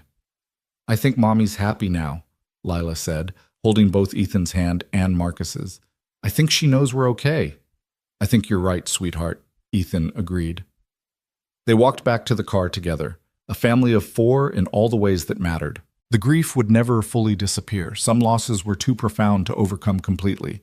But they had each other. They had Rachel's legacy of courage and sacrifice. They had proof that love could transcend death, that one person's choices could change the world. As they drove away from the cemetery, Lila fell asleep in her car seat, exhausted from the emotion of the day. Marcus stared out the window, quiet and contemplative. Claire dabbed at her eyes with a tissue. And Ethan drove them home to the house where they'd learned to be a family, where they'd continue learning and growing and honoring Rachel's memory by living the lives she'd died to give them. That evening, with both children tucked into bed and the house finally quiet, Ethan pulled out the box of Rachel's letters that Claire had given him. 24 letters, one for each month of Lila's first 2 years, written by a mother for a daughter she might never see again. He opened the first one, dated the day after Lila was born, and began to read. "My darling Lila," Rachel had written, "today you came into the world, and I fell in love for the third time in my life. First with your father, then with your brother, and now with you. You're so beautiful, so perfect, and I'm so sorry I can't give you the life you deserve. But I promise you this, every choice I make from this moment forward will be to give you a future where you're safe and free. Where you can grow up without fear, without looking over your shoulder, without the shadow of my mistakes following you. That's my gift to you, baby girl. That's how I'll show you I love you." Ethan read all 24 letters that night, tears streaming down his face, his heart breaking and healing in equal measure. Rachel's words painted a picture of desperate love, of a mother separated from her children but never giving up hope. In the final letter, dated 3 years ago, Rachel had written something that felt prophetic. "Lila, by the time you read this, I might not be alive anymore. The work I'm doing is dangerous, and I'm not naive enough to think I'll survive it. But if I don't, I need you to know something. Your father, Ethan, is the best man I've ever known. He's brave and kind, and he'll love you with his whole heart. Your brother Marcus is going to be an amazing big brother. He's got your daddy's courage and my stubbornness, and he'll protect you fiercely. And Aunt Claire has been my anchor through all of this. She'll make sure you understand why I had to leave. You're going to be okay, baby. Even without me, you're going to be more than okay. Because you're surrounded by people who love you, and that's the real magic in this world. Not the fairy tale kind of magic, but the everyday magic of family and sacrifice and choosing to love even when it's hard. Be brave, my darling girl. Be kind. Be fierce. And know that every single day of your life is a gift I fought to give you. I love you bigger than the sky and deeper than the ocean. Always and forever, Mommy." Ethan closed the letter and sat in the darkness, letting Rachel's words wash over him. She'd known. On some level, she'd known she wasn't coming home, and she'd made peace with it because her children's safety mattered more than her own life. That was the purest form of love Ethan had ever witnessed. He climbed the stairs to check on the children one last time before bed. Marcus was sprawled across his mattress in the boneless way of sleeping children, his breathing deep and even. In the room they'd finally finished converting into Lila's bedroom, painted soft lavender with glow-in-the-dark stars on the ceiling, his daughter slept with River the bear clutched tight and a smile on her face. Ethan stood in the doorway and made a silent promise to Rachel, to the universe, to himself. He would give these children the life their mother had fought so hard to provide. He would teach them about courage and sacrifice and standing up for what's right. He would make sure they knew their mother's story, all of it, the complicated truth without sanitization or fairy tale endings. He would love them fierce and wild and true. "We're going to be okay, Rachel," he whispered into the darkness. "I promise you, we're going to be more than okay." And somewhere in the space between sleep and waking, between grief and hope, Ethan could almost feel Rachel's presence, could almost hear her whispered response. "I know you will, baby. I always knew you would." The next morning dawned bright and clear, a new day full of ordinary magic. Ethan made pancakes for breakfast while Marcus and Lila argued good-naturedly about which cartoon to watch. Claire shuffled into the kitchen in her bathrobe, accepting coffee with a grateful smile. The doorbell rang, Tom dropping by with fresh bagels from the bakery downtown, because that's what good friends did. Sarah called to confirm plans for the weekend barbecue. It was normal and chaotic, and occasionally frustrating and absolutely beautiful. This was what Rachel had died for. Not grand gestures or headlines, but this. Breakfast table arguments and homework assistance and skinned knees and goodnight kisses. The precious, messy, miraculous work of being a family. Through the kitchen window, Ethan could see the river in the distance, the water that had brought Lila home and changed everything. It flowed steady and strong, carrying the past toward the future, washing clean and moving forward. Like his family, like Rachel's legacy, like love itself. And in that moment, watching his children laugh together while morning light painted everything gold, Ethan understood something profound. Rachel wasn't really gone. She lived on in Lila's hazel eyes and Marcus's stubborn courage. In the 47 children who'd received justice, in the family she'd built from sacrifice and hope. Death had taken her body, but it couldn't touch the love she'd left behind. That love would ripple forward through generations, an endless gift that kept giving. And maybe, just maybe, that was the real happy ending after all. Not perfect or painless, but real and true and worth every sacrifice it took to create. The river flowed on, the sun rose higher, and the Ward family lived and loved and honored the woman who'd given them everything, one ordinary, extraordinary day at a time.